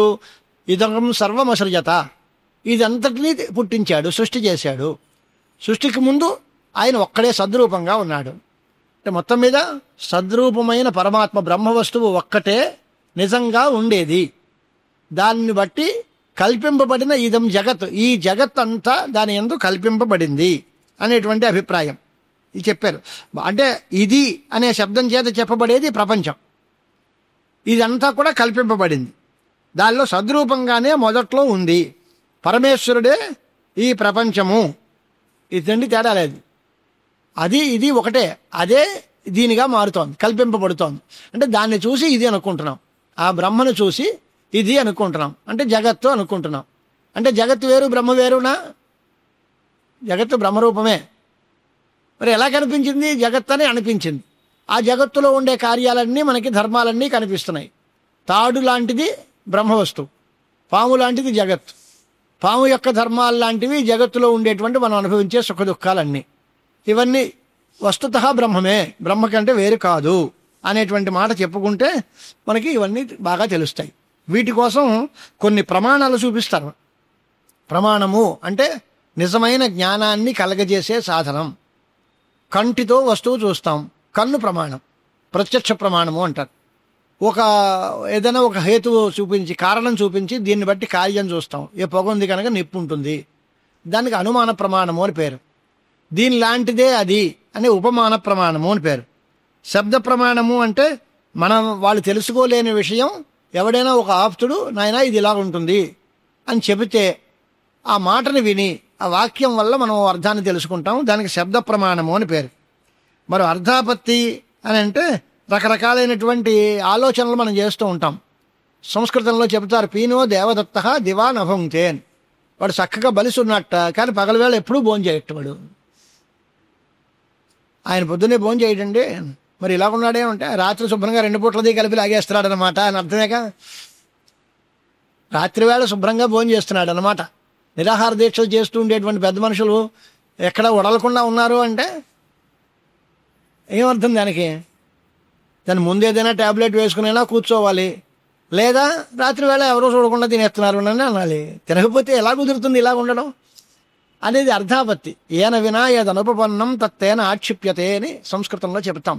ఏది లేకపోతే ఏది కుదరదో దాని చేత దాన్ని ఊహిస్తాం.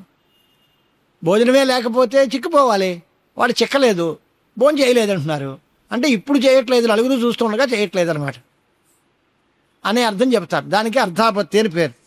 అలాగే అనుపలబ్ధి అనే మాట, ఒక వస్తువు ఉందా లేదా అని చూడాలి. ఉంది అంటే కంటితో చూసి చెబుతాం, లేదని కూడా చూసే చెబుతున్నాం అండి. ఆ కుర్చీలో ఎవరు ఉన్నారండి, ఖాళీగా ఉంది, ఏం లేదు, చూసి చెప్తున్నాక అంటే లేకపోవడం ఎలా వస్తుంది? లేకపోవడానికి ఒక రూపం ఉందా కనపడడానికి? వస్తువుకి అయితే రూపం ఉంది, కన్ను చూస్తుంది. లేకపోవడానికి అంటూ రూపాలు ఏం లేవు కనుక రంగు లేని వస్తువు కంటితో ఎలా కనపడుతుంది అంటే మనం ఏం చేయాలి? ఆ కుర్చీలో ఏ వస్తువు లేదు, ఒకవేళ ఉంటే ఈ కుర్చీలాగే ఆ మనిషి కూడా కనపడేవాడు.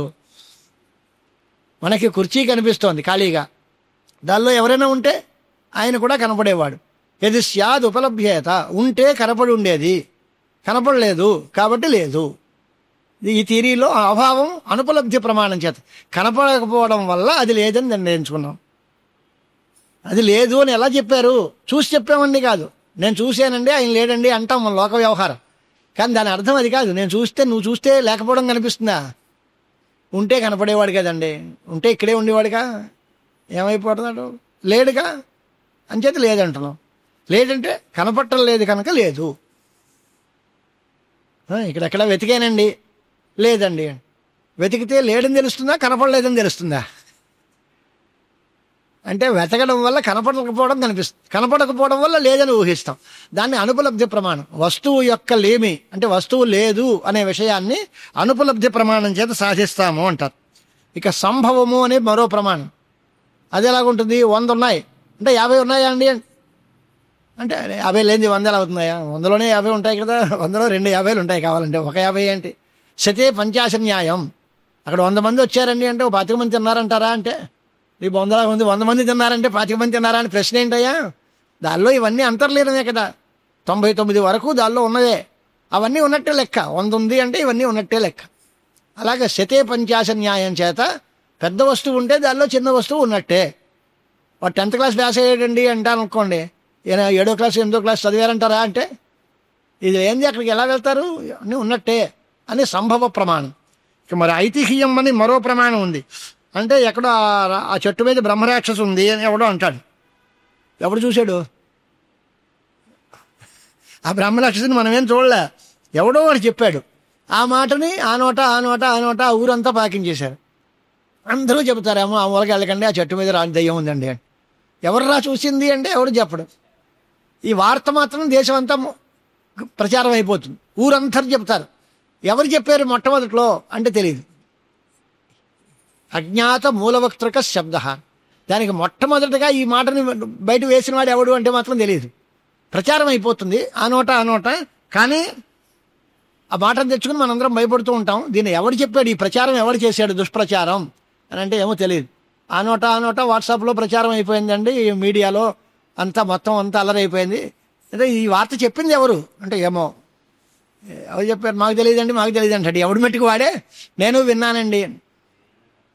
ఎవడు చెప్పిన వాడు నేను చెప్పడం, వాడు చెప్పడు నేను మొదలెట్టానని, ఈ దుష్ప్రచారాన్ని నేనే మొదలుపెట్టాను అని వాడు అనడం.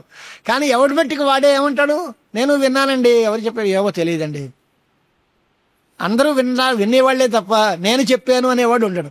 దానికి ఐతిహ్యము అని పేరు. ఇతిహ అని ట, సంస్కృతంలో ఇతి అంటే అని, హ అంటే ఉండేదట అనమాట. ఇతిహ ఓవాచ అని అన్నారండి, అందరూ అంటున్నారు. ఎవరు తెలియదు. అలాంటి పరిస్థితుల్లో ఐతిహ్యం. ఇలాగా 8 రకాల ప్రమాణాలు చూపించి ఈ ప్రమాణాల చేత జీవుడు ఆ ఇంద్రియాల సహకారం తీసుకుని ఈ లోకయాత్ర అంతటినీ నడుపుతున్నాడు. ఇదంతా బాగానే ఉంది. ఇప్పుడు మనం ఏం చెయ్యాలి? ఇవి కాదు అనేటువంటి బాధం చేత ఆ స్వగత భేదత్రయాన్ని నివారించాలి కదా మనం. ఏకమేవ అద్వితీయం అని ఉపనిషత్తు వాక్యాన్ని మొదట్లో అనుకున్నాం. ఏకమేవ అద్వితీయం బ్రహ్మాన్, దాని అర్థం ఏంటి? ఏకం అంటే ఒకటి, అద్వితీయం అంటే రెండవది లేనిది, ఏవా అంటే ఓన్లీ అనే అర్థంలో, అదే అనే అర్థంలో సంస్కృత పదం ఏవా. స ఏవా అంటే వాడు మాత్రమే, వాడే, ఒకటి మాత్రమే, రెండవది లేదు అని అర్థం. ఏకమేవ అద్వితీయం అనే మాటకి అర్థం. అంటే బ్రహ్మ వస్తువు ఒక్కటి చెప్పి ఊరుకోవచ్చు, ఒకటే. తర్వాత మళ్ళీ రెండోది లేదు. ఈ మూడింటికి అర్థం ఒకటే కదా. ఒకటి అంటే తెలీదు, ఒకటే అని అన్నా దాన్ని బలం చేశాం. పోనీ అన్నారను మళ్ళీ రెండోది లేదంటే ఒకటి అంటే రెండోది ఉంది అని అర్థమా? రెండోది లేదనేగా అర్థం. 3 సార్లు ఎందుకు చెప్పారు? 3 పదాల చేత. ఏకం అనే శబ్దం చేత ఒకటి అని తెలిస్తే మరి ఏవా అనే శబ్దం చేత కూడా దాన్నే బలపరిచి అద్వితీయం రెండోది లేదు అనే మాట మళ్ళీ చెప్పారు. ఇలా ఎందుకు చెప్పారు అని అంటే 3 రకాల భేదాలు కూడా దీని యందు లేవు. ఒకటి అంటే రెండోది లేదు అంటే ఇలాంటిది ఇంకోటి లేదు అని అర్థమా? దీనికంటే విజాతీయమైనది ఇంకోటి లేదు అని అర్థమా? దీంట్లో అవయవ భేదం లేదని అర్థమా? అంటే ఆ 3 భేదాలు చూపించడానికి సజాతీయ భేదం, విజాతీయ భేదం, స్వగత భేదం మూడింటిని చెప్పడానికి 3 పదాలు వాడింది ఉపనిషత్తు. ఏకం ఏ పదం చేత ఏది మీ ఇష్టం, మీరు ఎలా చెప్పుకున్నా సరే. ఏకం అనే పదం చేత సజాతీయ భేదం, ఏవా అనే పదం చేత విజాతీయ భేదం, అద్వితీయం అనే మాట చేత స్వగత భేదం అనండి. లేదా అద్వితీయం అంటేనే సజాతీయ భేదం అండి, మాకేం అభ్యంతరం లేదు. 3 పదాలు 3 భేదాలు మీ ఇష్టం. 3 పదాల చేత ఏ పదానికి ఏది అర్థం అన్నా సరే మాకేం అభ్యంతరం లేదు. 3 పదాల చేత 3 భేదాలు వస్తాయి. అంటే అవి ఎలా ఉంటాయి అసలు, ఆ భేదాలు అంటే ఏమిటో మాకు చెప్పండి, అవి ఇక్కడ ఉన్నాయో లేవో చూపిస్తామని. అంటే వృక్షస్య స్వగతో భేద పత్ర పుష్ప ఫలాదిభి. వృక్షమునకు ఆ చెట్టుకి ఆ చెట్టులో ఉండేటువంటి ఆకులు పుష్పాలు ఫలాలు వాటితో భేదం ఉంది. ఇవి కాదు, ఇవి చెట్టు కాదు, ఈ ఆకు చెట్టు కాదు, పువ్వు చెట్టు కాదు, పండు చెట్టు కాదు అంటున్నాం. ఇది ఎలాంటిది? ఆ చెట్టులోనే ఉంటూ చెట్టుకి అవయవాలై ఉండి చెట్టు కాదు అంటున్నాం. ఇది స్వగత భేదం, తన యందుండే అవయవాలతో తనకి భేదం. వృక్షాంతరాత్ సజాతీయ. ఇంకో చెట్టు, మామిడి చెట్టు పనస చెట్టు కాదు, రెండూ చెట్లే, కానీ మామిడి చెట్టు పనస చెట్టు కాదు, పనస చెట్టు కొబ్బరి చెట్టు కాదు. ఇది సజాతీయ భేదం. వృక్షములలోనే పరస్పరం తేడా. వృక్షము రాయి కాదు, అది విజాతీయ భేదం. రాయి వేరు, వృక్షం వేరు. వృక్షము రాయి కాదు, దాని జాతి వేరు, దీని జాతి వేరు. అలాగే విజాతీయ భేదం వేరు, సజాతీయ భేదం వేరు. అలాగే సద్వస్తువుకి భేదం వచ్చిందా? ఇప్పుడు మనకు కావలసిన మాట ప్రకృతంలోకి వస్తే, తథా సద్వస్తున భేదత్రయం ప్రాప్తం నివార్యతే ఐక్యావధారణ ద్వైత ప్రతిషేధై స్త్రిభిక్రమాత్. అలాగే బ్రహ్మవస్తువు చెట్టు అయితే తనలో ఉండే ఆకులు రెమ్మల కంటే వేరు, తనలాంటి మరో చెట్టు కంటే వేరు, తనకంటే వేరైన రాళ్ల కంటే వేరు అని ఎలా అంటున్నామో, అలాగే ఈ బ్రహ్మ వస్తువు కూడా ఆ బ్రహ్మలో ఉండే అవయవాల కంటే వేరు, ఇలాంటి బ్రహ్మలాంటి మరో బ్రహ్మ కంటే వేరు, బ్రహ్మ కంటే విజాతీయమైనటువంటి మనుషులు దున్నపోతులు కంటే వేరు అంటావా? అంటే ఏవీ లేవయ్యా. బ్రహ్మకి అవయవాలు లేవు, బ్రహ్మలాంటి మరో వస్తువు లేదు, బ్రహ్మ కంటే వేరైన వస్తువు లేదు, ఉన్నదంతా బ్రహ్మ వస్తువు ఒకటే అని చెప్పడం కోసం ఈ భేదాలు చూపించి, ఇలాంటి భేదాలు మూడు కూడా బ్రహ్మకు ఉండవు అని చెప్పాలి. సజాతీయ భేదము లేదు, విజాతీయ భేదము లేదు, స్వగత భేదము లేదు. ఎందువలన?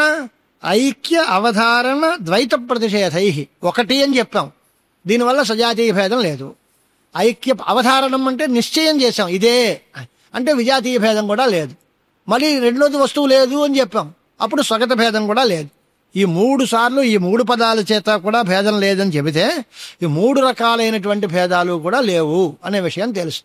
అంచేత సర్వ భేద ప్రత్యయ శూన్యమైన అఖండ సచ్చిదానంద పరబ్రహ్మస్వరూపము ఒక్కటే మిగిలింది, అదే నిజమైంది, మిగతావన్నీ కల్పితాలే, అబద్ధాలే అని తేల్చాడనమాట మొత్తం. ఇప్పుడు సామాన్యంగా ఈ భేదత్రయం లేదు అంటున్నాడు. ఇది ఎలా ఉంటుంది భేదత్రయం? ఎందుకు లేదు? బ్రహ్మ ఎందు భేదత్రయం లేదు అంటే ఏమనాలి? ఎందుకు లేదు అనేటువంటి ప్రశ్న చేసామనుకోండి, తత్పదార్థమందు స్వగత భేదాలు ఉంటాయా ఉండవా? కొంచెం విచారణ చేసి దీన్నే కాస్త విమర్శ చేస్తున్నారు.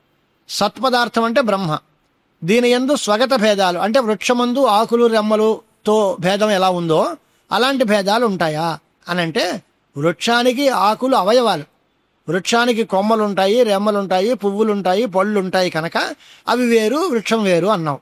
బ్రహ్మకి ఏమున్నాయి? బ్రహ్మకి అవయవాలు ఉన్నాయా?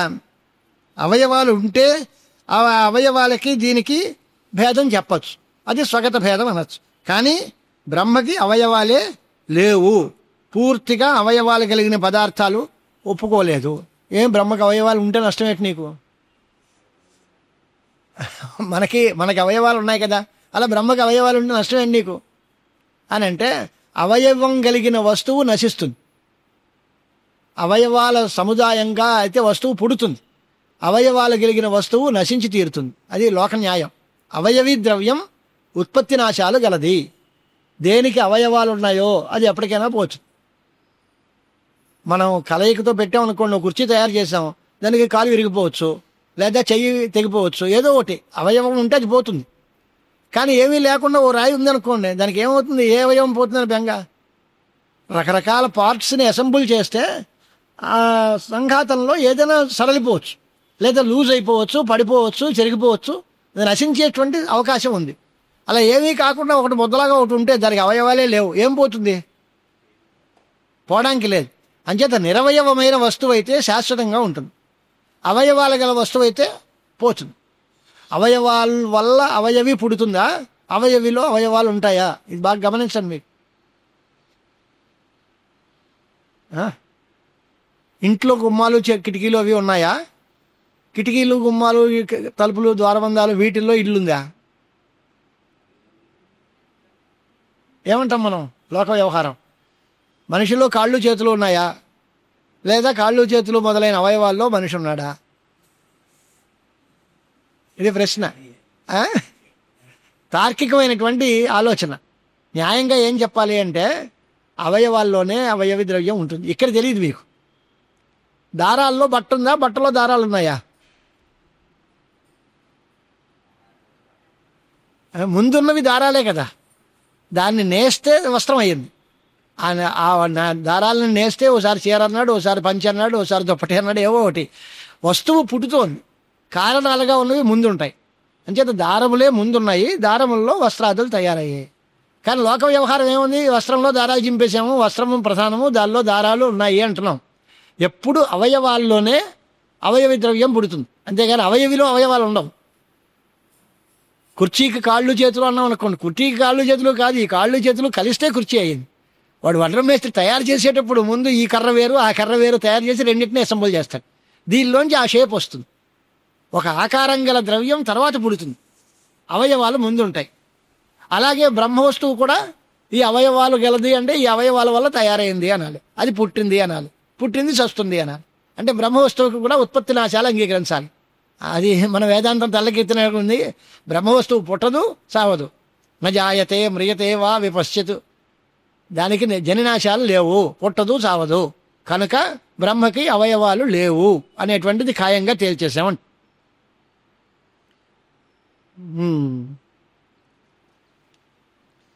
ఏం మరి రెండో భేదం సగత భేదం లేదన్నారు. పోనీ సజాతీయ భేదం, సజాతీయము అనే మాటకి అర్థం ఏంటి అని అంటే దీనికంటే ఇంకొక ఇలాంటి జాతి కలిగిన మరో వస్తువు ఉంటే దాని యొక్క భేదము అన్నారు. అలాంటి పదార్థం ఉందా? సజాతీయము అంటే సత్పదార్థము, ఇది సత్పదార్థం. ఇలాంటి మరో వస్తువు అంటే అది కూడా సత్పదార్థమే అనాలి. అలాంటివి రెండు ఉంటాయా? రెండు ఉంటే దానిలో భేదం చెప్పచ్చు. పోనీ ఉంటాయి కదా అంటే రెండు ప్రమాణాలు లేవు కదా రెండిటికి. సద్వస్తువు ఒకటే ఏకమేవా అంటున్నారు, కానీ ఇలాంటి సద్వస్తువు మరొకటి ఉంది అనే మాట చెప్పట్లేదు. పైగా బ్రహ్మ లాంటి మరో వస్తువు ఎక్కడుంటారు? నా తత్ సమస్య అభ్యధికశ్చ దృశ్యతే అని వాడితో సమానమైన వాడు కానీ వాడికంటే పెద్దవాడు కానీ ప్రపంచంలో ఇక ఎక్కడా లేదు. బ్రహ్మ వస్తువు లాంటి వస్తువు లేదు, బ్రహ్మ కంటే పెద్ద వస్తువు లేదు, అన్నీ దానికంటే చిన్నవే. కొన్ని చిన్నవి ఉన్నాయా అండి? చిన్నవి లేవు, అదే ఒకటే ఉంది. దానికంటే చిన్నది లేదు, దానికంటే పెద్దది లేదు, దాని లాంటి మరో వస్తువు లేదు. అలాంటిది బ్రహ్మ వస్తువు, ఐక్యవాదికి ప్రబల ప్రమాణం అన్నాడు. నీ ప్రమాణం ఏముందా? లేదు లేదు అని అర్థమట్టు నువ్వు అంటున్నావు, కానీ నీకు ప్రమాణం ఏమిటి అన్నాడు. తేడా ఉన్న వస్తువుని నువ్వు చూపించగలిగితే నేను ఒప్పుకుంటాను. నువ్వు చూపించలేవుగా, నువ్వు ఓడిపోతే నాకు జయం, అంతే. నా జయానికి నాకు ప్రమాణం అక్కర్లేదు.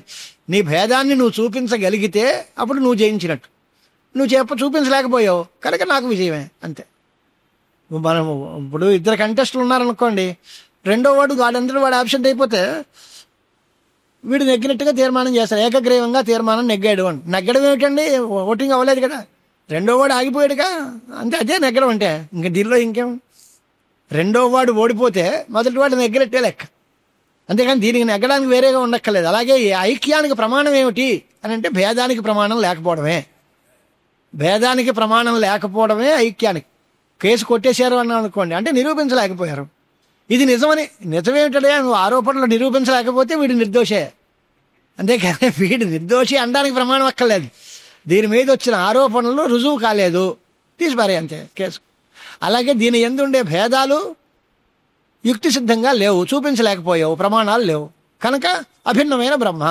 అభేదానికి ప్రమాణం ఏమిటండి? అది వెతుక్కోవాల్సిన పని లేదు మాకు, నువ్వు చేసుకోవాలి. నువ్వు ఆరోపించినప్పుడు ఆరోపణలు రుజువు చేసుకోవాల్సిన బాధ్యత నీది, అంతేగాని నేను నిర్దోషిని అని చెప్పుకోవాల్సిన కర్మ నాకేంటి? బ్రహ్మ ఒకటి అని చెప్పుకోవాల్సిన పని మాకు లేదు. దీని యందు భేదాలు ఉన్నాయి అని చెప్పేవాడు ఎవడైనా ఉంటే అద్వైతాన్ని సాధించండి, చూద్దాం. అది సాధించి ప్రమాణ సిద్ధం అని చెబితే అప్పుడు ఆలోచిస్తాం. అది లేదు మీకు అంచేత మీ మాట వదిలేసేయండి, మాది సిద్ధాంతమే అంట. భేదవాది తన వాదాన్ని సాధింపలేకపోవడమే మనకుండే బలం. ఇప్పుడు విజాతీయ భేదం లేదు, విజాతీయ మనః తత్తు నఖల్వస్తి ఇది గమ్యతే నాస్యాత ప్రతియోగిత్వం విజాతీయాద్భిదా కుతః.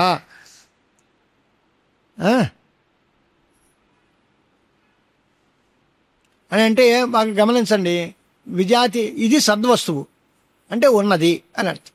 దీనికి విజాతీయము అంటే లేనిది అనాలి. ఉన్నదానికి విరుద్ధమైనది ఏంటి అంటే లేనిది. ఆ లేనిది ఉంది అని ఎవడని అంటాడా? తలపుచ్చుకున్నట్టే. లేనిది ఉండడం ఎలాగయ్యా?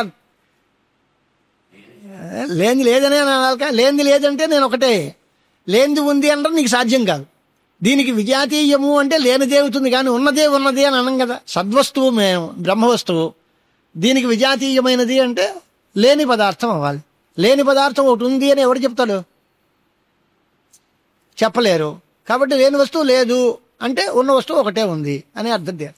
విజాతీయమైన వస్తువు లేదు అంటే దీనికి విజాతీయమైన వస్తువు అభావరూపం కావాలి.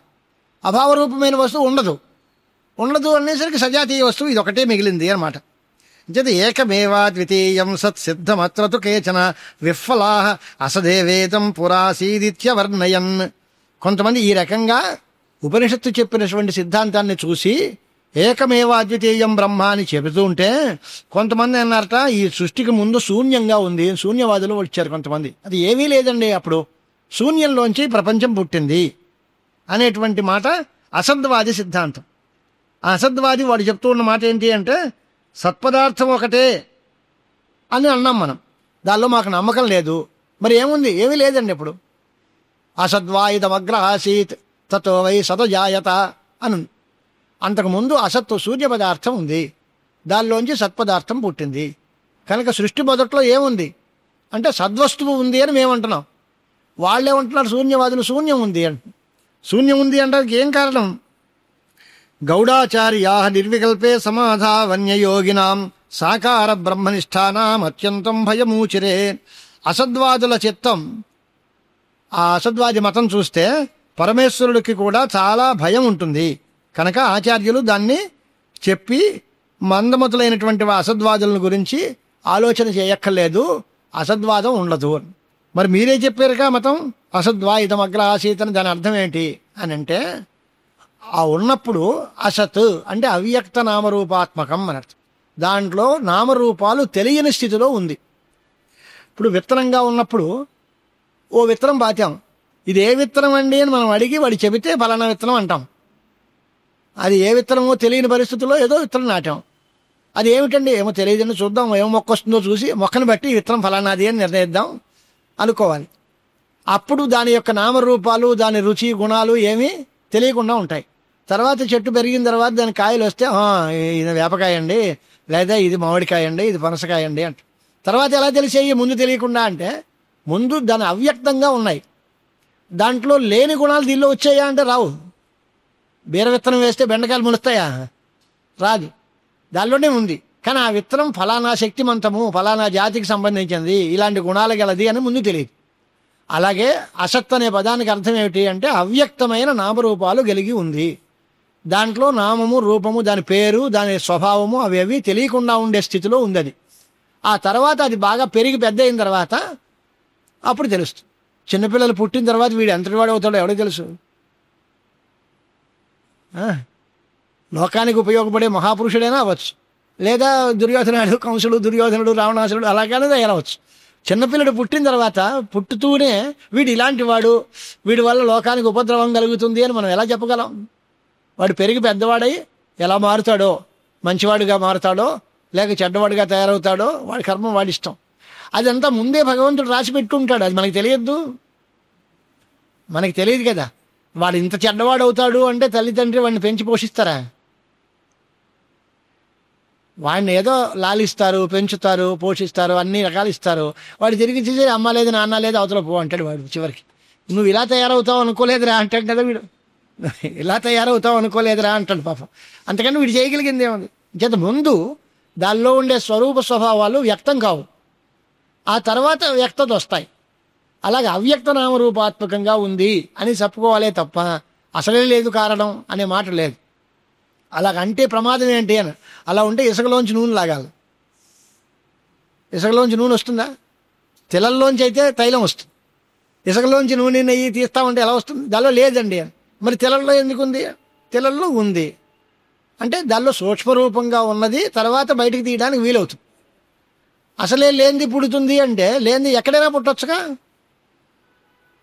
చెట్టుకి పువ్వులు వస్తాయి, చెట్టుకి ఎందుకు రావాలి, రాళ్ళకి పువ్వులు ఎందుకు రాకూడదు అని నేను అడిగితే ఏం చెప్తావు నువ్వు సమాధానం?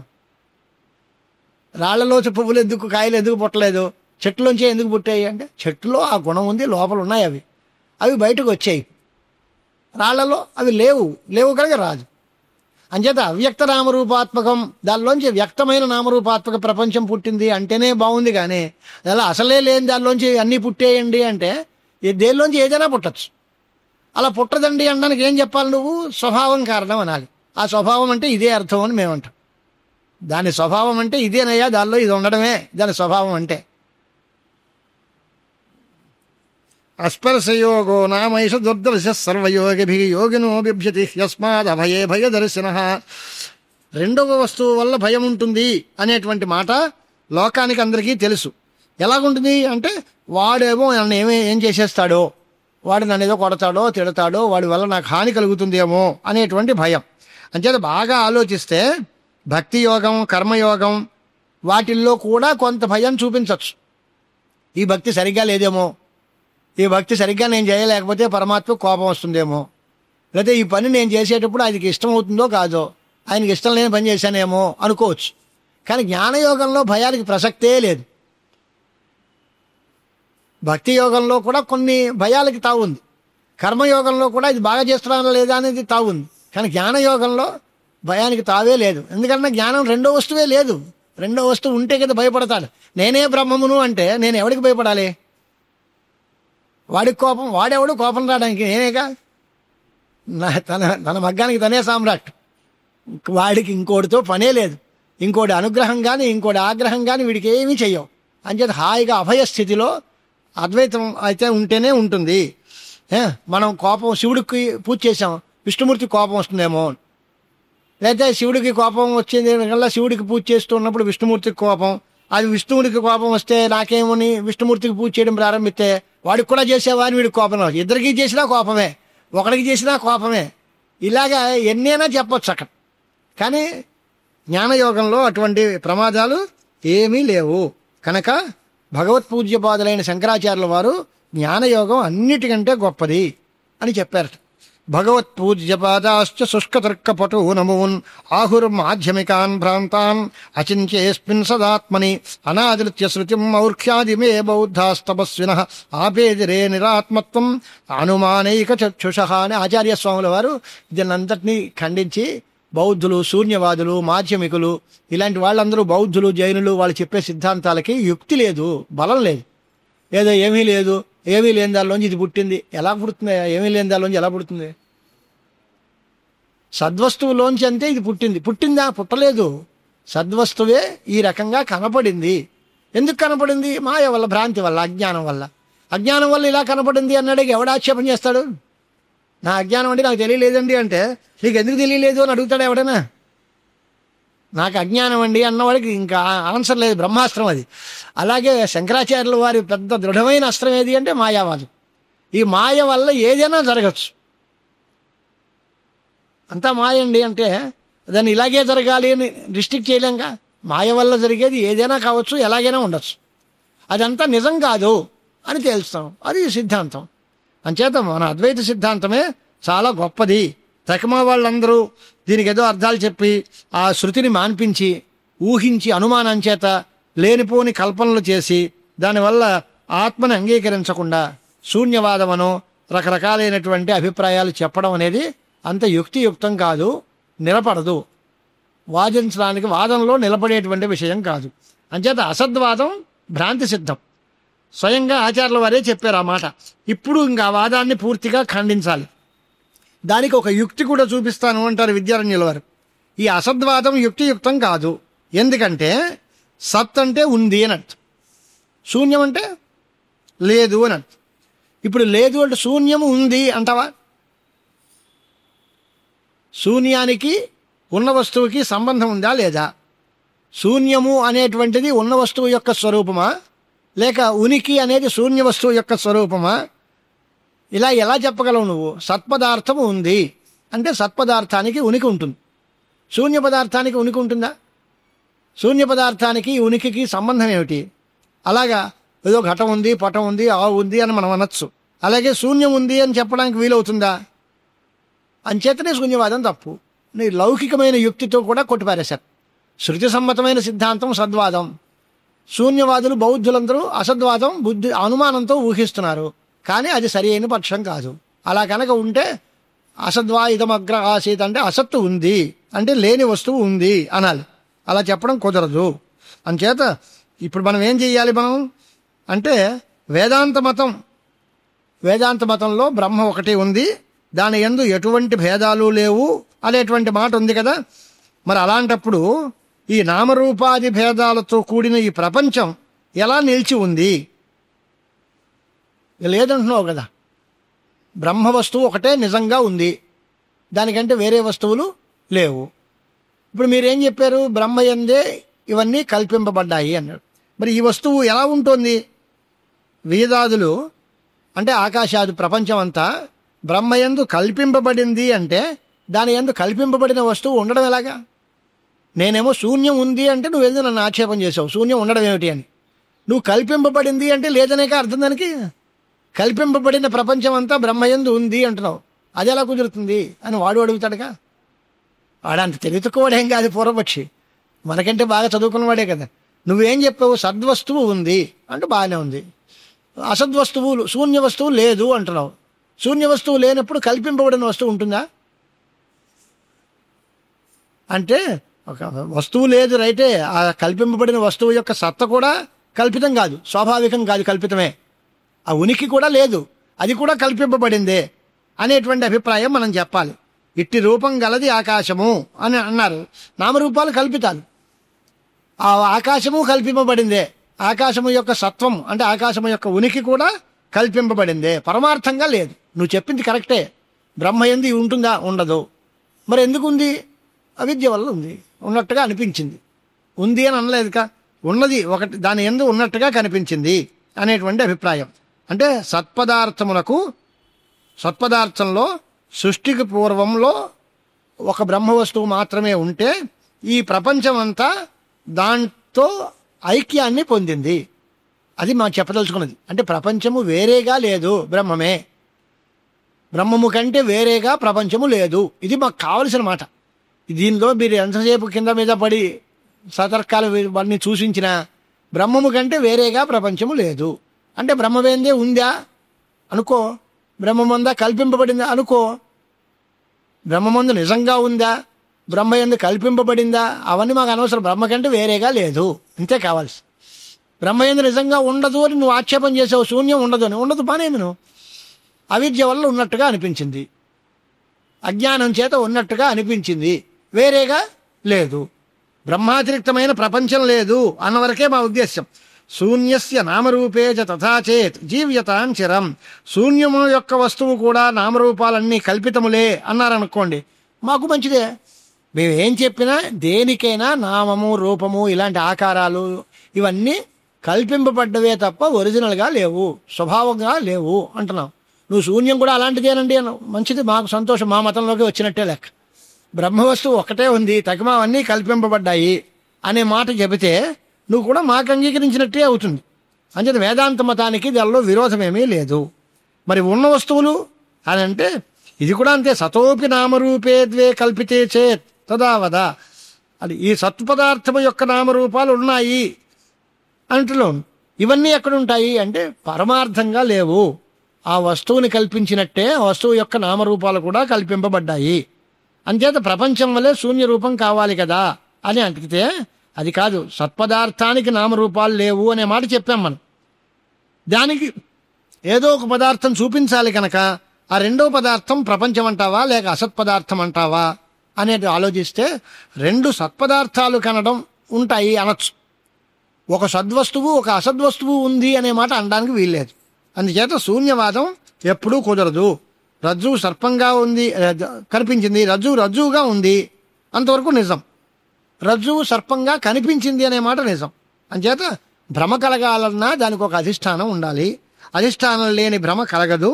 కాబట్టి ఆ అధిష్టానమే బ్రహ్మ వస్తువు, దాని అందే భ్రాంతి అంతా కలుగుతోంది అనేటువంటి సిద్ధాంతం చేశారు. ఇది చాలా లోతు విచారణ లోతంతా ఉంటే అదంతా పాఠం చెప్పేటప్పుడు చెప్పొచ్చు, కానీ ఇలాంటి చెబితే తెలీదు, కష్టమైపోతుంది దానిలో లోపల వస్తువులన్నీ. ఈ అభేదపక్షాన్ని సమర్థించినట్లయితే కర్తవ్యం కురుతే వాక్యం బ్రూతే ధార్యస్య ధారణం ఇత్యాది వాసనాయుక్తం ప్రత్యాసీత్ సదితీరణం. అంటే దీనిలో సత్ ఆసీత్ అనే మాట ఉంది. సద్వస్తువు ఉంది అంటే దీనికి వల్ల ఉన్న వస్తువు ఉంది అని చెప్పడం పునరుక్తి అన్నాడు. అంటే అదేం కాదు. పని చేస్తున్నాడు అనుకోండి, వాడు కార్యమును చేస్తున్నాడు అనే మాట చెబుతున్నాడు అనే మాట రెండు కరెక్టేగా.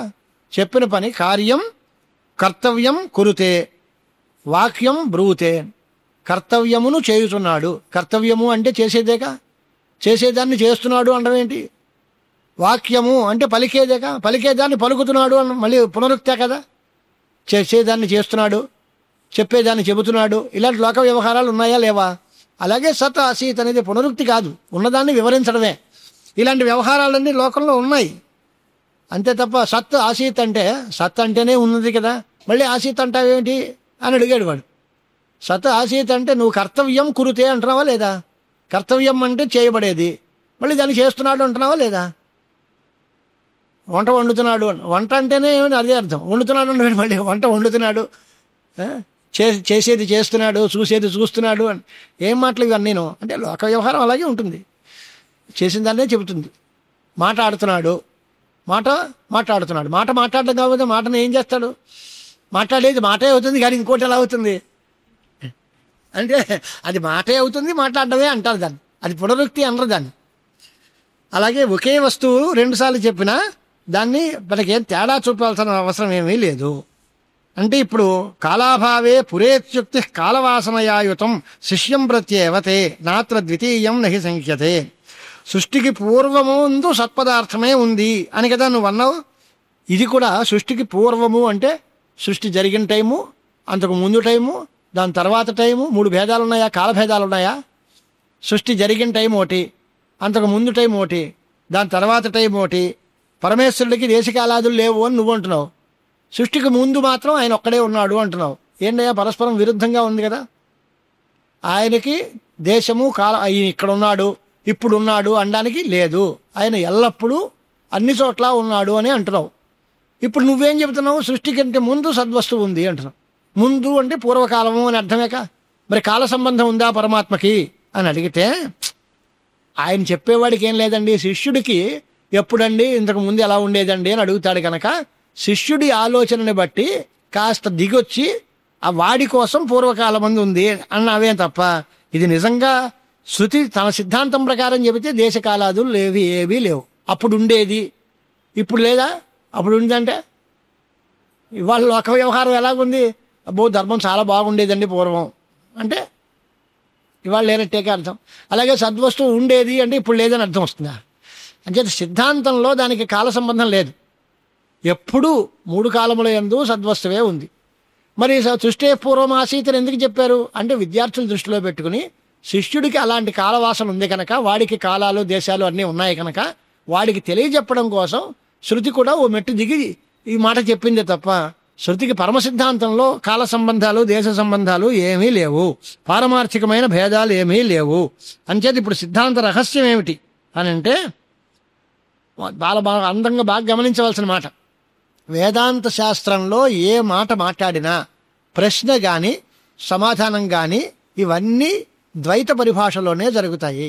పరమ సిద్ధాంతంలో ప్రశ్న లేదు, సమాధానం లేదు, అడిగేవాడు లేదు, చెప్పేవాడు లేడు, ఏమీ లేదు. చోద్యం వా పరిహారో వా క్రియతాం ద్వైత భాషయా అద్వైత భాషయా చోద్యం నాస్తి నాపి తదుత్తరం. ఎంత బాగా చెప్పారు విద్యారణ్యులు గారు. అద్వైత సిద్ధాంతంలో ప్రశ్న ఏంటి, సమాధానం ఏంటి, ఏమి ఉండవు. మరి ఇంత మాకు ఎందుకు విచారణ చేస్తాం? ఇదంతా ద్వైత పరిభాషయా. వ్యవహారంలో ద్వైత సిద్ధాంతాన్ని అనుసరించి నడుస్తాం. వాడు అడుగుతాడు, మేము చెబుతాం. చెప్పినంత మాత్రాన్ని ఇదంతా మా సిద్ధాంతంలో చెప్పినట్టు కాదు. మా సిద్ధాంతంలో ప్రశ్న లేదు, సమాధానం లేదు, అడిగేవాడు లేడు, చెప్పేవాడు లేడు, ఒకటే వస్తువు. ఇదంతా ద్వైత పరిభాషను అనుసరించే ప్రశ్న. ఇది పరమ సిద్ధాంత రహస్యం, వేదాంతానికి మూలస్తంభం లాంటి సిద్ధాంతం ఇది. ఎంచేత ప్రశ్న చేశాడు అని అంటే వాడు లౌకికంగా ప్రశ్న చేశాడు ద్వైతవాదాన్ని అనుసరించి. వాడికి సమాధానం కూడా ఆ సిద్ధాంతంలోనే చెప్తాం. మా సిద్ధాంతంలో ఇదేమీ లేదు. తదా స్థిమిత గంభీరం న తేజ న తమః తతం అనాఖ్యం అనభివ్యక్తం సత్ కించిత్ అవశిష్యతే. భేదమే పరమార్థం అనే దానికి ఎట్టి పరిస్థితుల్లోనూ అవకాశం లేనప్పుడు అది ఎలాగుంటుంది? ద్వైతం లేదు. నిశ్చలము, గంభీరము, తెలుసుకోవడానికి కూడా వీల్లేనిది, మనస్సు తేజ కూడా ఊహించడానికి అవకాశం లేనిది. అది తేజస్సు కాదు, తమస్సు కాదు, ఇది ఫలానా అని చెప్పడానికి వీలు లేని ఒక మహావస్తువు ఒకటి ఉంది అనే ఊరుకోవాలి తప్ప అది ఇలాంటిది అంటే ఇలాంటిది ఎందుకైంది అని అడుగుతాం. దానికి చెప్పడానికి కారణం దొరకదు. అది తేజస్సు ఎందుకైంది, తమస్సు కాకూడదా?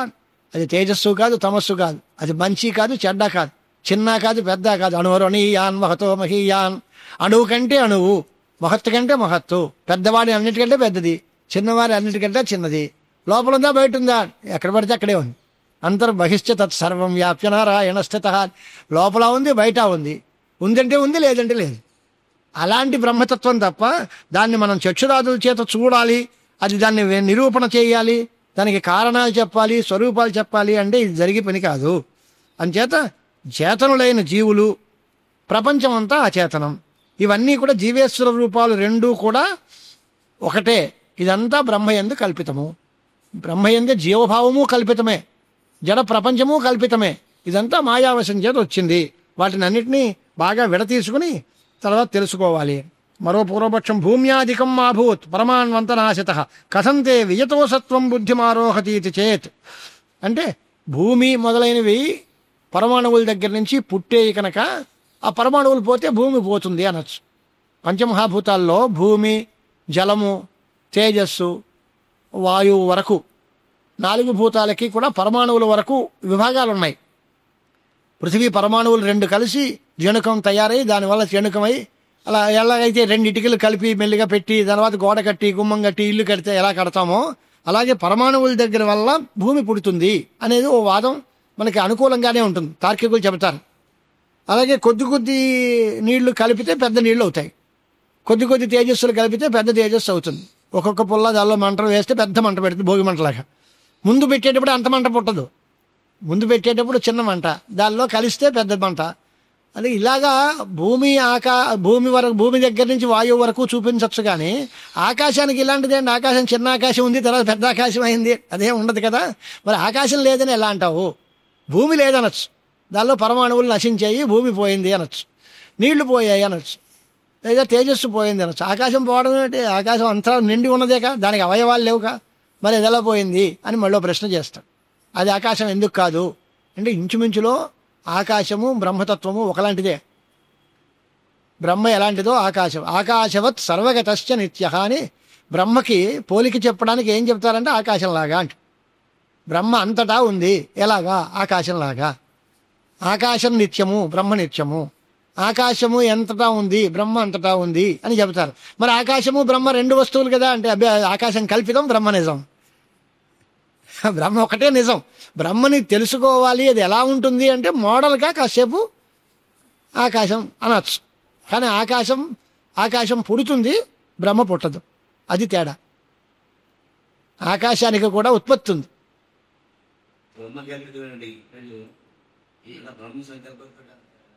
బ్రహ్మకి సంకల్పాలు వికల్పాలు ఉండవండి. అది ఆ సృష్టి చేయలేదు. అదంతా మీరు ద్వైతంలో మాట్లాడుతున్నారండి. బ్రహ్మ సంకల్పించి సృష్టి చేసాడు ప్రపంచాన్ని అనే మాట అనరు. జీవుడు అజ్ఞానం చేత ఈ ప్రపంచం అంతా ఉంది అనుకుంటున్నాడు అంతే. ఇది తయారవలేదు. ప్రళయము లేదు, సృష్టి లేదు, ఏమీ లేదు. వేదాంత సిద్ధాంతంలో సృష్టిలే అవి ఉండవండి. అవి ఉన్నాయనే భ్రమే. జీవుడే లేడన్నప్పుడు వాడి కర్మలు ఎక్కడుంటాయి? జీవుడు జీవభావమే కల్పితం, వీడికి కర్మలే ఉన్నాయి. జీవుడు అనే మాటే లేదు. జీవుడు అనే అటువంటి ఒక కాన్సెప్ట్ మనం క్రియేట్ చేసుకున్నాం అంతే. బ్రహ్మ వస్తువే, దాని ఎందే జీవుడు అనే భావాన్ని క్రియేట్ చేసుకున్నాం. వీడు పనులు చేస్తున్నాడు అని అనిపిస్తోంది. ఆ పనుల వల్ల లాభం పొందాడు, నష్టపోయాడు, తర్వాత ప్రళయం వచ్చింది, జీవులందరూ చచ్చిపోయారు. ఇప్పుడు మీరు అడిగారు వాడు చేసిన పనులు ఏమయ్యాయి అని. ఆ జీవులు ఉన్న చోటే ఉంటాయి. అంతా మిథ్యావాదమే.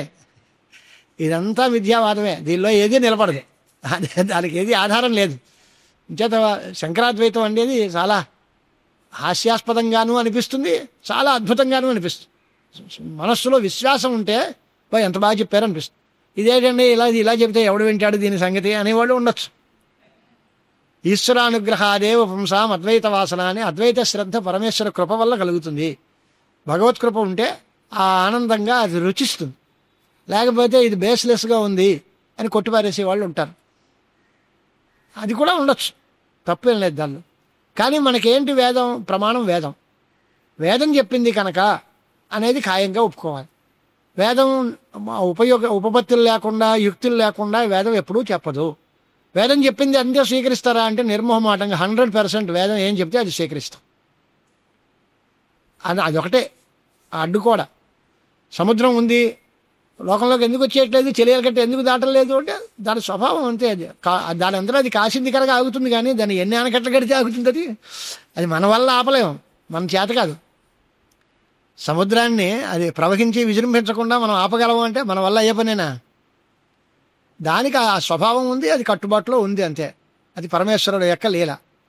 అవి ఒకప్పుడు ప్రళయకాలంలో సముద్రాలు విజృంభిస్తాయి, దాన్ని మనం ఏమీ చేయలేము, చేతులు ఎత్తడం తప్ప. అలాగే పరమేశ్వరుడు యొక్క స్వభావాన్ని మనం వర్ణించలేము. పరమేశ్వరుడు అనేటువంటి ఒక కాన్సెప్ట్ ఉంది, అది శృతి చెప్పింది కనుక ఒప్పుకుంటాము. తకమ ఈ వ్యవహారం అంతా కల్పితం, లేదు అని కూడా పూర్తిగా అంటలేదు మనం, కల్పింపబడింది అన్నాం. మిథ్యా వస్తువు అంటే ఉన్నదా లేదా అనేది వికల్పాలు. మిథ్యా వస్తువు ఉంది అనడానికి లేదు, లేదనడానికి లేదు.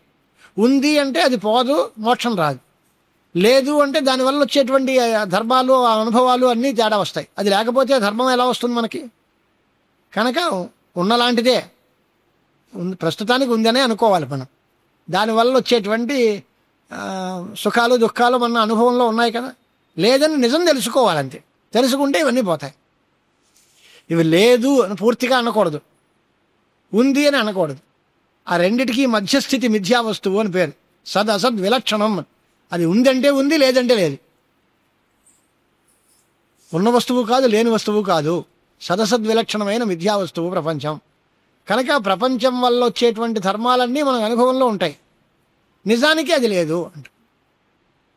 పరమార్థంగా లేదు, వ్యవహార దశలో ద్వైతవాసనలో ఉంది. జ్ఞానం కలిగే వరకు ఉంది, జ్ఞానం వచ్చిన తర్వాత పోతుంది. అదే సిద్ధాంతం. తత్సద్బ్రహ్మార్పణమస్తు. స్వస్తి ప్రజాభ్యః పరిపాలయంతాం న్యాయేన మార్గేణ మహీం మహీషాః. గోబ్రాహ్మణేభ్యః శుభమస్తు నిత్యం. లోకాః సమస్తాః సుఖినో భవంతు.